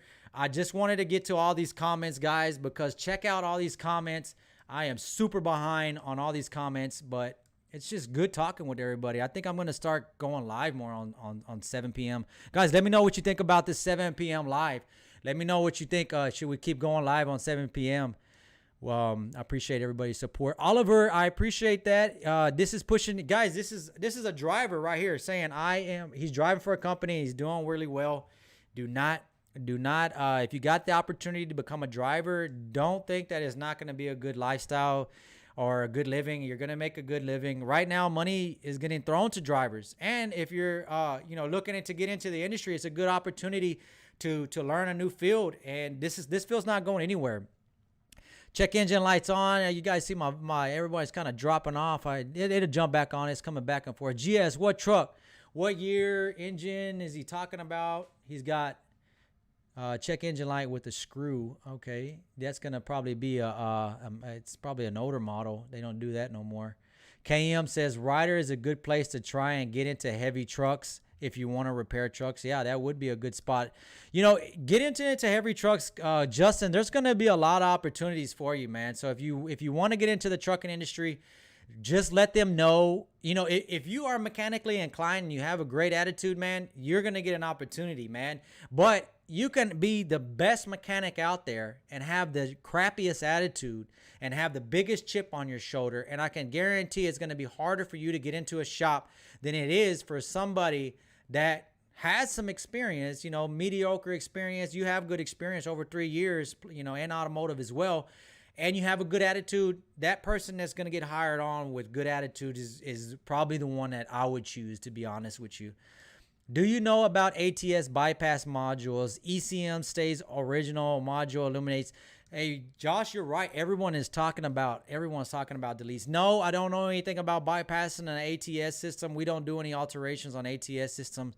And we don't do it, man. We don't do it. I've heard way too many delete horror stories and ever delete one. Yeah, don't do it. I'm telling you, you're rolling the dice with your truck. You already got enough things to deal with. Okay, here we go. This month I spent near 20,000 in my maintenance. Oh, on my way 2000. By the way, it's a 2016. 10 Michelin tires, shocks, 10 aluminum rims, EGR cooler cleaning, overhead, brakes and drums, etc. Maintenance is number one on my list. Maintenance and fuel will be there. More than likely, maintenance is going to be number one. So you think about 20,000. I said 10,000. So when you say, for instance, you're ready to, add another truck, or you're ready to get out on your own, this is an example of what you can spend in just a month span. So saving money to be able to get into this is gonna be key, guys. No cheap deletes is what CTI says. Thanks for sharing that. Thanks for sharing that with us here. Let me see what else. I tried to do it right once, spent 15K and still did delete 6 months later. Wow. So CTI says he actually spent 15,000 on the delete and still had issues. So man, I hate to hear that. And what do you think about gliders? I'm looking at a Cascadia D60, probably a 60 series. I know some of them might be not good. What do you think EPA standard is going to kill glider thing? Yeah, in the future, gliders will be eliminated. I was going to mention that. If you can find a decent glider, the only thing that I'm seeing with gliders, and I'm seeing this because building the 60 series engines and stuff, it's hard to get good parts. It's hard to get good quality head to build off of. It's hard to get good quality blocks to build off of. They're not manufacturing them anymore, so those are just giving you some ideas of what's out there. So keep in mind all that. So let me go back here to the share screen here, and we are moving right along. If you idle a lot in the real cold weather, it's when I had the most of my issues with my DEF system on a Cascadia. Yep, because you got to think, it's cold, you're idling, you're not burning fuel. It can definitely cause a problem. What about DPF filters? Will they always be on the truck? I think they're going to be updating them, but I feel until they come up with another solution for after treatment systems, they're not going anywhere. Transport. From Jamaica, what's going on? How you guys doing? They are trying to go electric now. Some fleets already started delivering freight with it, mostly local. Yeah, fleets are trying. They're doing a lot of stuff. They're actually giving those trucks to fleets and letting them test them. So it's a big, and think about it. They don't have to pay for fuel, so it's saving. Saludas desde Los Angeles, California, todo el equipo de TAT somos chingones para. Sorry, I don't understand that. Sorry. Mi español no está perfecto. Sí entiendo hablando, pero leyendo me falta poquito. Gracias. Pero gracias, saludas a California. One day quiero visitar California. Adam, what's the best oil for a DD15? CK4 and above. It could be 1540 or 10W30. As long as it's CK4, which is API approved. What about, I got that one, trillions in energy. Yeah, there is. And if we do any kind of infrastructure, then we're definitely going to even get even more. There's tons of money in industry and energy, and I see that it's not going to go anywhere. And I'm not like 100% like behind a lot of the energy stuff that they're doing. Hopefully the renewable energy I am, but a lot of the fossil fuels has been doing a lot of stuff. So what truck do you suggest being brand new gives you the best bang for your combination? If you're getting into the truck industry and you want to buy a new truck, a DD15 is going to be one of the most common ones. A lot of people can work on those, and the parts are available. So if you want to get into a DD15 and it's your first truck, I would suggest that. Talking to the dealers, even if you're going to go with a new truck, go ahead. That's fine. But even if it's low mileage, get it checked out. If it's only one left, I want to give you a heads up. A lot of times, those trucks that have one left are the one could be the lemon. Volvo are not a bad truck. If you get a good one that has it maintained properly, they will run strong. Just keep the maintenance up. I learned to work on my own. Appreciate that, Big Josh. As I said, all these trucks can be good trucks, man. Any engine could be a good engine as long as the maintenance is kept up, guys. DD15 or DD16s depends on what you're doing. DD15 is probably going to be more common than a DD16. You're gonna be able to. That's gonna be able to be worked on in a lot more places. The same engine, just a little bit bigger. Parts are gonna be more expensive. Do you need the extra horsepower? Depends on what you're using. Johnny says, "Hi, just a very good videos, and man, you're going to be big success flying fast." Johnny, I appreciate that. I appreciate that comment. Just understand that I've been in this industry for a long time. I started from scratch, guys. I didn't actually jump on YouTube till last year. And so a lot of the stuff that you guys see on YouTube is stuff that we've been doing for years. And we are going to continue to share it with you guys, and we're going to continue to evolve with the industry. And I appreciate that comment, Johnny. I have a Volvo. Every time I hit a pothole, the electrical jumps. I think I saw this comment. Jumps in and out, shuts off and comes back on, tightening the screw that were loose, and it still does the same thing. Carlos, that may be J1939. If you got an engine problem, or an electrical problem, and it's coming off of and I see this a lot with Volvos. It's a lot of harness issues, a lot of engine harness issues, or OEM harnesses as well. J1939. Volvo has made it so that the engine will not start unless the ECM communicates with the truck ECM. And then you have the after treatment ECM as well. So all these are running off of J1939. If one of those are missing, you're not going to be able to start that truck, and it will shut off. So yeah, that can be a harness issue.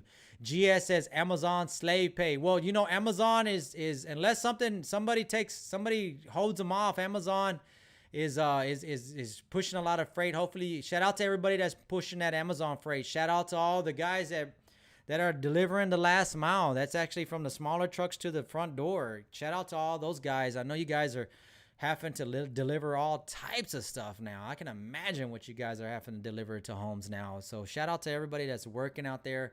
Our 2013 Freightliner Cascadia turbos, problematic. Looking for a 2013 Freightliner with 4,000 miles. Well, turbos are pretty strong on the DD15s. On the 2013s, that's an older model. It's gonna have a turbine behind the turbo. 400K, I would probably go with a 2015 and above, just because the 2013s, they had, they're problematic. Anything under a 2015 is gonna be problematic for a DD series. So hopefully that helps you. Check out the maintenance on it. Even though it has 400K, it may be low. But somebody could have a fleet could have just turned that truck in at 400K and said, you know what, I ain't dealing with this truck no more. We're turning it in at 400K because I'm getting another one. So think about those things. They do that a lot. So I'm switching back and forth just to verify everything's going fine. I know I said I was gonna wrap it up, and I jumped back on. Had a restroom break. Shout out to everybody that's still hanging in there. Amazon slave pay. Okay, I got that one done. Alicio says, hello, quick question. What's up? Holler at me. Let me know. Looking forward to seeing some iron get hung on your new building. Me too, Justin. We are going vertical, which means we are going up. And I did a video earlier today about giving you guys an update. There is such a big process on building anything in a city. I've been working on this project since July of last year, and I feel like the preparation process and planning was longer than the actual construction. I feel like the construction, construction is stressful as well, but I felt like the planning was more stressful. So thanks for that comment, Justin. We got metal coming up pretty soon. It's probably this week. I mean, Monday is scheduled to rain, so probably more than likely Tuesday. They're going to start they're going to go vertical. CTS says, Amazon, the takeover. Dallas Amazon at the South Loop is the worst. My trailer went missing 2 weeks ago while unhooked for a live unload. That's crazy. That is crazy. And I hear that a lot. I hear a lot of trailers get lost, and I see the line. I don't know what the South Loop, I wonder if that's off of 20, because at my new location, there's an Amazon warehouse right up the street. Kroger is actually building a warehouse, a distribution street right up the street from us. Down the street, there's L'Oreal, there's Discount Tire, there's Niagara Water. A lot of work down there. Shout out to everybody that travels in that area. So I wonder what Amazon warehouse you're talking about. All the Amazon warehouses look packed to me. Any suggestions for new technicians dealing with electrical faults? Well, if you're a new technician, Adrian, you don't have a lot of experience with electrical. What I would do, I would read up on as much electrical as possible. Electrical problems are not easy. It's going to take experience. It's going to take understanding how electrical circuits work, how electricity works, and what to expect. And that's basically what only thing I can suggest you can do on an electrical fault. Sometimes with these older trucks, electrical faults can be a pain. If you're dealing with somebody that's already had botch work done, where somebody's just cutting into everything and now you're having to figure that out, that can be a headache as well. So keep that in mind. Thanks for your input and making all the videos. Yes, sir. 7 p.m. twice a week. Whoa, Quincy. Whoa there, man. Whoa, man. 7 twice a week, man. It's tough. It's tough getting all this stuff out to you guys. It's not easy. Detroit 60 series, 12.7, white smoke and loss of power, a split second. Can you tell me what to do? It sounds like fuel. Sounds like a fuel. It sounds like maybe a line. I'm sorry, an O-ring that probably went out on an injector. Check out my, I did a video on pressure testing those injectors. You may have a ruptured O-ring, but check everything out. Make sure that you check fuel supply and make sure aerated fuel before you tear everything down. I'm going to check something here real quick. Shout out to everybody that's still on live with us. 7 p.m. I enjoyed 7 p.m. I got to be ready. No restroom breaks, guys. No restroom breaks. I got to be strong with it. I had coffee late. I usually don't drink coffee this late. Advice for the new technician dealing with electrical problems. I got to that. What's up, Cash is King Trucking. Hello, everyone. Hit that thumbs. Thank you. Make sure to hit that thumbs up. Make sure to hit that like. Make sure to share the video. David Dallas. I'm already caught up to all the questions, so I can finally wrap this up. And I don't say finally because I'm tired. I actually had fun. Look at me. I went to the restroom. I actually came back. I didn't want to end this. Having a good time. Good price for a 2018 Freightliner Cascadia automatic. 3,000. Okay, so you got a 2018 Freightliner Cascadia with an automatic with 380,000 miles. You know, I'm not in the market. I don't see the prices, but I can tell you that's going to be an expensive truck. To me, just from what I see and I know in the market and what we're in right now, I can guarantee that truck's going to be up there. Let me know what it costs, the sneak. Let me know if you got a price. Are you just trying to get some advice? I would say it's going to be expensive. I would say above 40, man. I would say above 40, maybe 50 on something like that. 380,000 miles. This is what I would suggest you do. Just because it has 380,000 miles and it's a 2018 doesn't mean it's going to be a good buy. I've had a viewer. He was down in Houston. He came up to Dallas to buy trucks. He brought a truck in from Volvo. Very nice truck. Very nice. I mean, all new system, everything really nice. I was surprised to find the things that I found. I pulled up a history report. If you guys have it, like the DDAC report, you can run this abuse report on a Cummins. You can run the same report on a Volvo. And what I found is there was a lot of unsuccessful regions. There was a lot of regions that were unsuccessful. And when I started to get information about where this truck came from, it was a team driver. So it was come from a company that was running team, and it was a larger line. It was a larger truck line. I believe it was FedEx or somebody along those lines. So you got to think about that. Nobody's a larger company. It's not like they don't have work and they can't work that truck and they don't have a driver to put in it. There's a reason why they got rid of that truck. So keep that in mind. The sneak, even though it's low mileage, even though it's got a high price tag on it, doesn't mean it is not going to have any issues. Still get it checked out. Still get it checked out by an outside shop.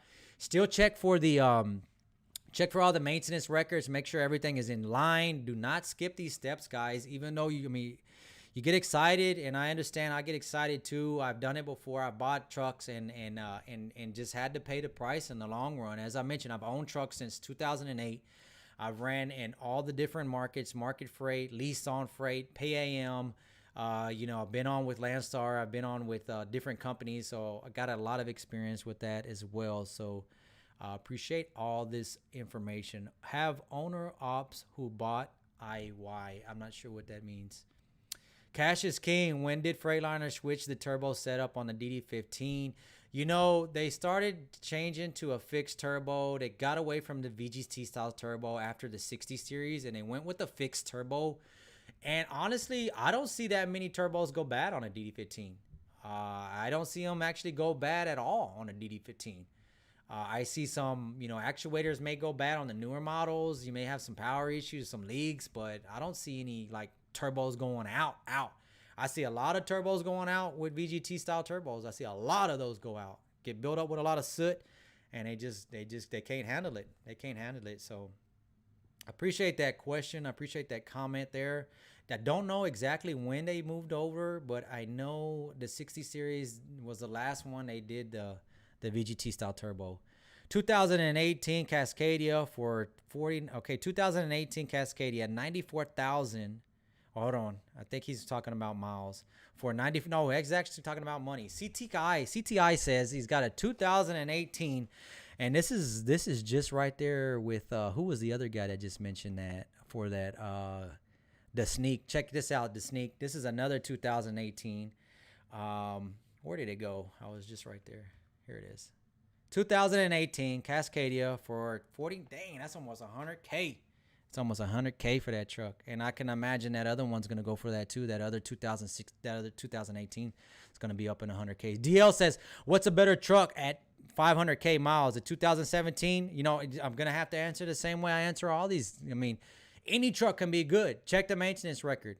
Make sure the maintenance records are getting done. 500K is a lot of maintenance that needs to get done, and make sure all that stuff is getting done. Valve adjustments, filter cleanings, dozer block replacements. You know, oil changes. I mean, that's the basic stuff that needed to get done. 3-box oil changes. That's your oil change on your transmission and differential. All those items are going to need to be replaced as well. Best truck year, make, engine, model. It's going to be the same. Any truck could be a good truck. If you're just getting into the industry, I would probably lean more towards the DD15 just because they're just easier to work on. The parts availability are going to be there. Cummins is a good truck. I know everybody. I'm a big fan of Cummins as well, but they're high dollar trucks. They're a high dollar model. You know, Kenworths are high dollar trucks as well. Cosmetic items. Freightliners are going to be more, you know, easier on the pocket. You know, cosmetic parts, bumpers, fenders, lights, stuff like that are going to be higher for Peterbilts. It's going to be higher for Kenworths. You know, those are slicker trucks. They look nicer. I mean, you know, it just depends. It depends on, you know, if you want to spend more money to get into something that you prefer, then that's fine. But if it's about money and you want to watch your costs, you want to be cautious about your costs, do all those items I'm telling you. Check out my other videos, check out my DOT, check out how to buy a used truck. This is all information I covered before. Hector, what's up everyone? From Lufkin, Texas in the house. What's up, Texas? Adam, be safe, coming from Jason. What's up, Jason? From Jamaica. Okay, here we go. The sneak says 55 to 60K finance offer, but want to pay cash for 40K. Okay, look at this. Okay, think about this. The sneak. Think about this. It's okay. So it's a 2018 with 380,000 miles. CTI says 2018 with 380,000 miles. Oh, he said 94. 4 years of warranty left. Is CTI? Are you commenting on the sneaks? Or are you mentioning that 49,000 for the truck that you're mentioning? But if you're saying, okay, you're saying, let me go back, 55 to 60K finance. What is the finance options? Make sure those finances better be low. That interest better be low, because right now their interest rates are dirt low. So make sure they don't hit you up at really high interest rates. And if that's how you want to get into it, that's fine. 40K, they probably won't take 40K for that truck. Who knows? But either way, putting the price, putting the finances, putting everything aside, do not forget about checking everything out, as I mentioned. Don't forget that. David from Dallas, what's up? What is your take on the manufacturer starting B50 service life and B10 service life? Well, you know, B50 is going to be 50% of the engines are going to need major repairs by 1,000,000 miles. So now they're saying 10% are going to be needing that. So that's good. B10 is saying 10% of those engines are going to need major overhauls. So we'll see. Only time will tell. They're basically saying that less percentage of them are going to need overhauls at the $1 million mark. So check that out. Oh, I missed your question, DL. What's a better truck at 500,000 miles at two? I did answer that. At 500K, you know, it doesn't matter if it's a Kenworth or a Freightliner. You know, if you want to save a little bit of money cosmetically, if you have cosmetic repairs, you're going to spend more money on a Kenworth than you are a Freightliner. What kind of engines do they have in them? Are they both the same engines? That I need a little bit more information. 500K is the magic number. That's where a lot of fleets are getting rid of trucks. That's where a lot of fleets are actually dumping trucks off. They're dumping trucks off to the dealers so they can sell them, and they're just done. They're done with the headache. That's a magic number. That's a magic number, and right now it's gonna be even tougher to find these good trucks. Look at everybody dropping off, but it's fine. I'm gonna keep on. I'm gonna keep on keeping on, guys. It was my fault for trying to end the stream and coming back on. I should have just put a bottle right in front of me right here, like some of you drivers do. Shout out to drivers out there. Shout out to all you drivers out there, all the frontline workers. Appreciate all your hard work. And I appreciate everybody that's came out and visited us at the shop. I hope we were able to meet or exceed your expectations. If you are in the southern area, Texas area, you're passing through the Texas area, you're looking for maintenance, give us a shout, 972-225-3017. If you want to support the channel, merch is almost being released, guys. Check out this mug. Cool mug. Got hats coming out, hoodies coming out. Very, very excited about all that. The hoodies are really nice, guys. Check out the hoodies. Hope you guys will enjoy those. Here we go. I bought a 2016 Freightliner Cascadia in March. Okay, yeah, in March. That was almost a different market for $38K. The market was lower then. Yeah, cash is king. I was just about to mention a 2016 with 412K miles on it for 38. That's a good deal. Now, good luck trying to find that. I recommend if you are to buy a Cascadia, make it an Evolution or nothing. Yep, the Cascadias are going to be the most easiest to maintain. Not the easiest to maintain, but like cosmetic style. You know, you're dealing with Freightliner or dealing with Kenworths, Volvos. There are good trucks. I'm not going to down. You guys, shout out to everybody that's got a Kenworth. Shout out to everybody that's got a Peterbilt. They are very nice looking trucks. I'm not down in those trucks. Shout out to everybody that has those nice trucks. I'm just talking about the starters, guys. You know, I'm talking about the starters that want to get into the industry. I'm just trying to give them just a little bit of heads up on what's going to cost them the most. I recommend if you buy a Cascadia, maybe I already got that one already. Get a 125 model Freightliner Cascadia and drop a 60 series 12.7 or 14 liter, and you will see the difference.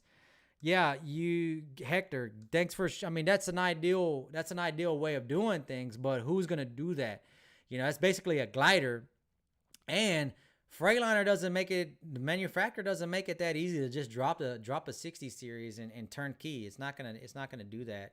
You're gonna need somebody with experience to be able to swap those engines out. If not, we haven't done this, but I've just had people come to me because, hey, this has happened on a Cascadia with a DD15 that had a DD15 go bad, and what they did was put a newer DD15, not a different engine, not a 60 series, a newer DD15, and they had issues with starting. They had to take that motor out, put another motor in that was exactly the same to get it to start up. Now, I'm not saying nobody can do it. There will be some people out there that can do it, but it's not just going to be that easy. And as I mentioned, those pre-emissions engines, those 60 series engines, those N14s, those older engines are becoming harder and harder to find. They are becoming harder to find, guys. So, be on the lookout. If you are on the lookout, make sure, just because it's an N14 or a 60 series, that doesn't mean it's going to be a perfect truck, guys. Those actually are going to have more problems. You missed my questions about the carbon tax. Check that out. Okay, I didn't see that, DL. Let me go back up here. DL, where you at? DL, I don't see that, man. Man, look at all these comments, man. Shout out to everybody that's online with us. Appreciate everybody's support. I am having so much fun with this channel, guys. And I apologize if I haven't got back to everybody's comments. I'm working on putting some time to get back to everybody's comments, guys. Don't mean to not get back to everybody. Pre-emissions versus emissions. DL, I don't see that, man. I don't see that question.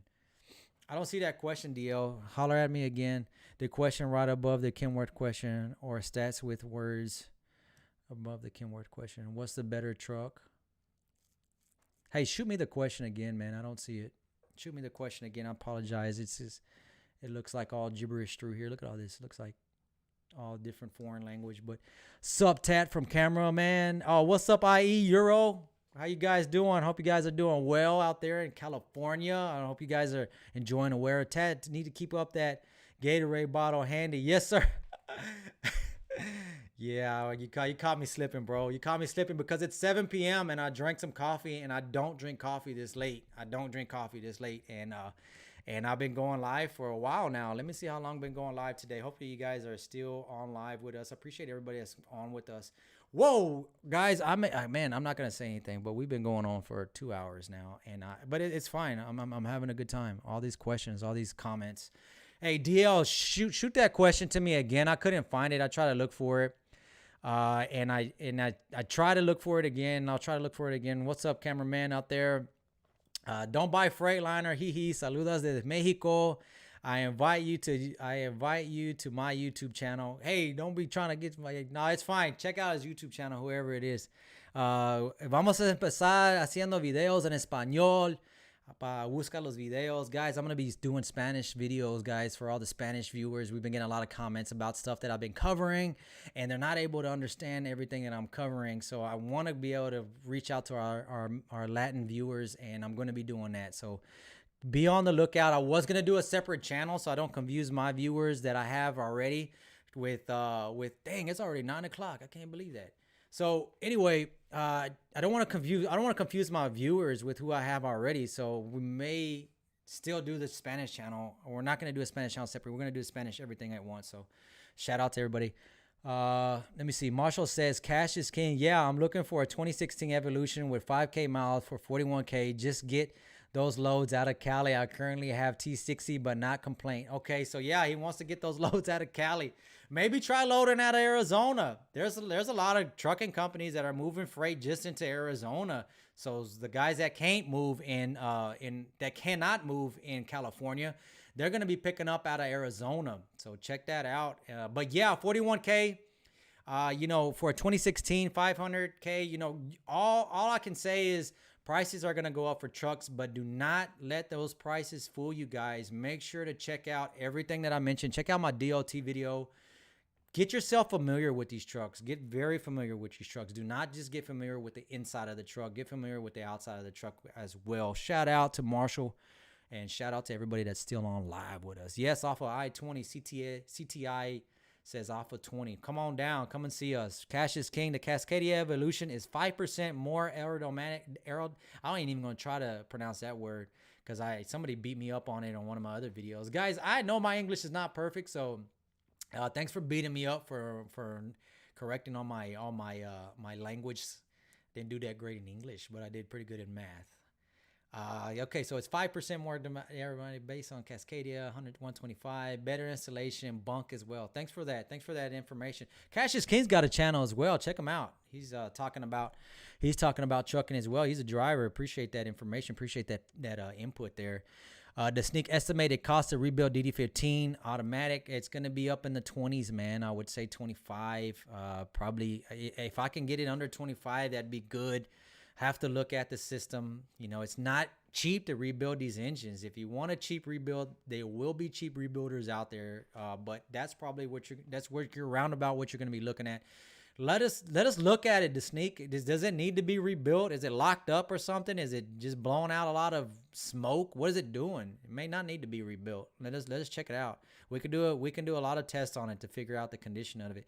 But I mean, if it's crap, then it may not be worth rebuilding. It may not be worth rebuilding. I don't mean to call your truck crap, but I'm just saying we need to see it. Qué bueno, mucho raza te va a mirar. Hey. Discúlpame con mi español no es perfecto, pero sí vamos a hacer más videos en español de todas las máquinas. Bienvenidos a todos. We're going to be doing more Spanish videos. I can't wait.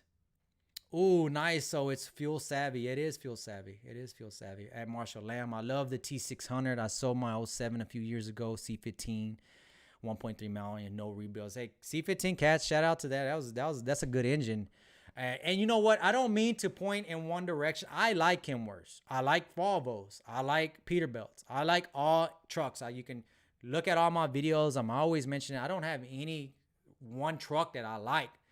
I'm just saying if you're getting into the industry and you're new to the industry, it's just going to be easier to get a Freightliner worked on with a DD15 than a Volvo with a Volvo engine or a PACCAR with a PACCAR engine. I'm not saying that those are bad engines. PACCAR's making a good engine. PACCAR's making a pretty stout engine right now. Shout out to everybody that's driving PACCAR. What's your opinion? Hey, there it is right there. David's asking about PACCAR. PACCARs are good engines, man. I don't see a lot of PACCARs in the shop, man. And when I do see PACCARs, they're pretty simple fixes. It is going to be after treatment issues. The only thing I don't like about Kenworth is their programming, man. Like their SAM cab programming, and not the SAM cab, but the actual the chassis programming, the cab programming. It uses a different software and it can get glitchy. And I don't like it, man. I don't like the way that they're, I don't know if they just haven't ironed everything out yet, but that's the only thing I don't like about Kenworth. Volvos are really good trucks, but Kenworth's really strong trucks too. Shout out to all the customers driving Kenworth trucks. Let me know what you're driving. Let me know if you're driving a Kenworth and what you feel about Kenworth. Jason says, "Hey Adam, when are you going to create the technician group?" You know what, Jason? I appreciate you asking that. I am working on a project right now that's going to be geared directly towards technicians.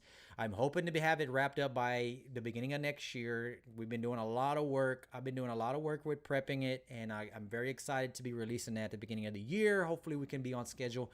There's a lot of stuff going on with the construction guys. I'm trying to keep construction on track. I'm trying to keep construction not only on schedule, but on budget. So there's a lot of people that I'm involved with on a day-to-day basis, and I'm also involved with everything that's going on with the shop. So I will be starting that group. I appreciate you reminding me that, Jason. I thank you for shout out to all the technicians out there that are watching the channel, and I'm hoping that we can share information, and I'm hoping I can get you more information to make you more of a solid technician, guys. So shout out to Jason. What's up, man?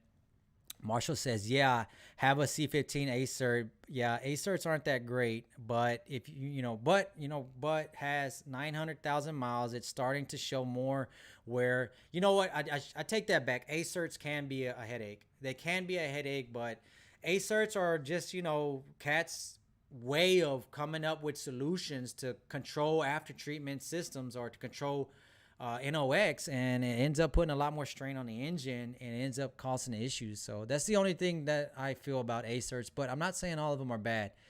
You can definitely have a good A cert. You can have any engine could be good, as I mentioned. I appreciate you sharing that. 929,000 miles. That is a big milestone to get there. I'm interested to know when you started. Did you put all those miles on that truck? That's interesting to know.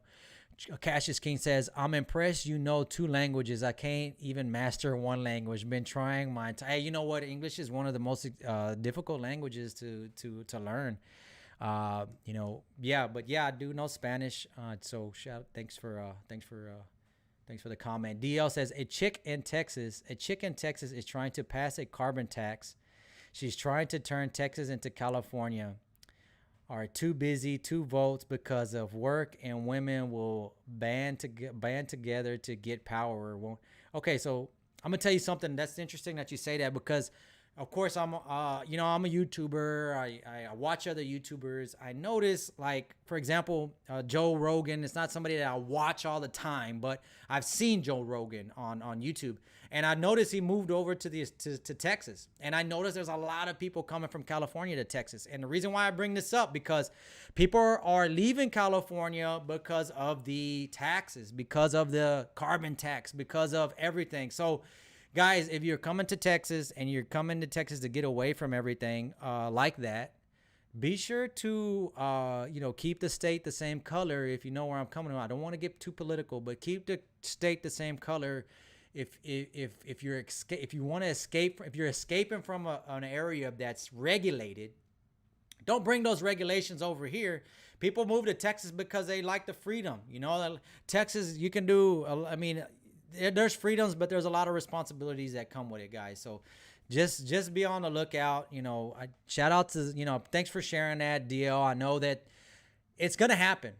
Whether we like it or not, it's going to happen where they're going to push more. They're going to push more for environmental control, and it's not going to go anywhere.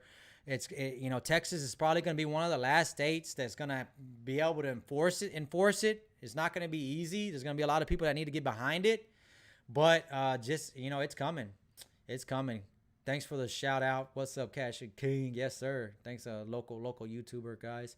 What's your opinion on the Cummins X15 motor improvement over the IS6? The X15 is pretty much the same platform. I looked at the manuals. I dug into it. They're the same setup. They're just changing the jake brake. So they did do a lot of the improvements on it, though. X15 has a lot of stuff ironed out of it, but it's pretty new. If you're going to get one and you're in one, it's probably still under factory warranty. I had 2 MX-13s, both in Pete's. I had many DEF issues on both. Keep a spare dozer valve handy. I appreciate you sharing that information there, Cash. Cash also says Acers don't like to be idled. Mine had an APU on it from the first. Anything that has an after treatment systems don't like to be idled. That's why everything's coming out of the factory with idle shutdown. If you can put an APU on your truck, put an APU on the truck. I mean, I would definitely put an APU on the truck and don't idle that truck at all. Jason says, Adam, thanks. Adam, you taught me a lot, and I am reading more and more. Thanks, Jason. I appreciate that, and that's good to know that I'm able to influence reading, guys, because you're going to be able to see a lot from my videos, but, I mean, there's so much literature out there. It's just nuts. LOL, they're going to turn Texas into California. I pray they don't succeed. Cash, I don't think it's going to happen. I don't think it's going to happen. Texas, we are cowboys here. It's not going to happen. It's going to take forever, man. Texas has always been considered its own freaking country almost. You know, Texas is like that. Shout out to everybody that's here in Texas. If you're looking to move out to Texas, come on down. The housing market's crazy, though, man. You're not going to be able to find a decent house. Right now, it's not a good time. Not a good time to move around. Marshall says, no, I bought the truck with 860K, so you put about 100K on it. Tat, how much does your hourly rate for inframe on a ACert? And which kit should I go with? Gold Platinum. The truck still runs and pulls, but has more blow-by now. I don't idle either. I'm cheap. I roll the windows down. You know, send me your serial number. Send it to info@tatexpressinc.com. I'll get you a price on both. And it looks like I'm caught up to all my comments, guys. So you know what? We're gonna wrap up this live. This has probably been a record-breaking live when it comes to how long I've been on. But I had a very good time. I appreciate everybody's comment, everybody that's joined us today. I think this is a record appearance. I don't know if I've had this many people on at once. I'm interested to see the analytics after this is all done. When we may be going live again on 7 p.m. guys. I hope I was able to answer a lot of you guys' questions. I know we were on and off the topic, but I trying to catch up to everybody's comments. We have tons of comments, as you can see. It looks like somebody's check engine light that's never checked it, or DTC readout if they've never had anybody look at it with an actual real software and not just a scan tool. This is how some of the check engine lights come in, or the DTC readouts, or some of the DDAG reports, or some of the stuff that we see.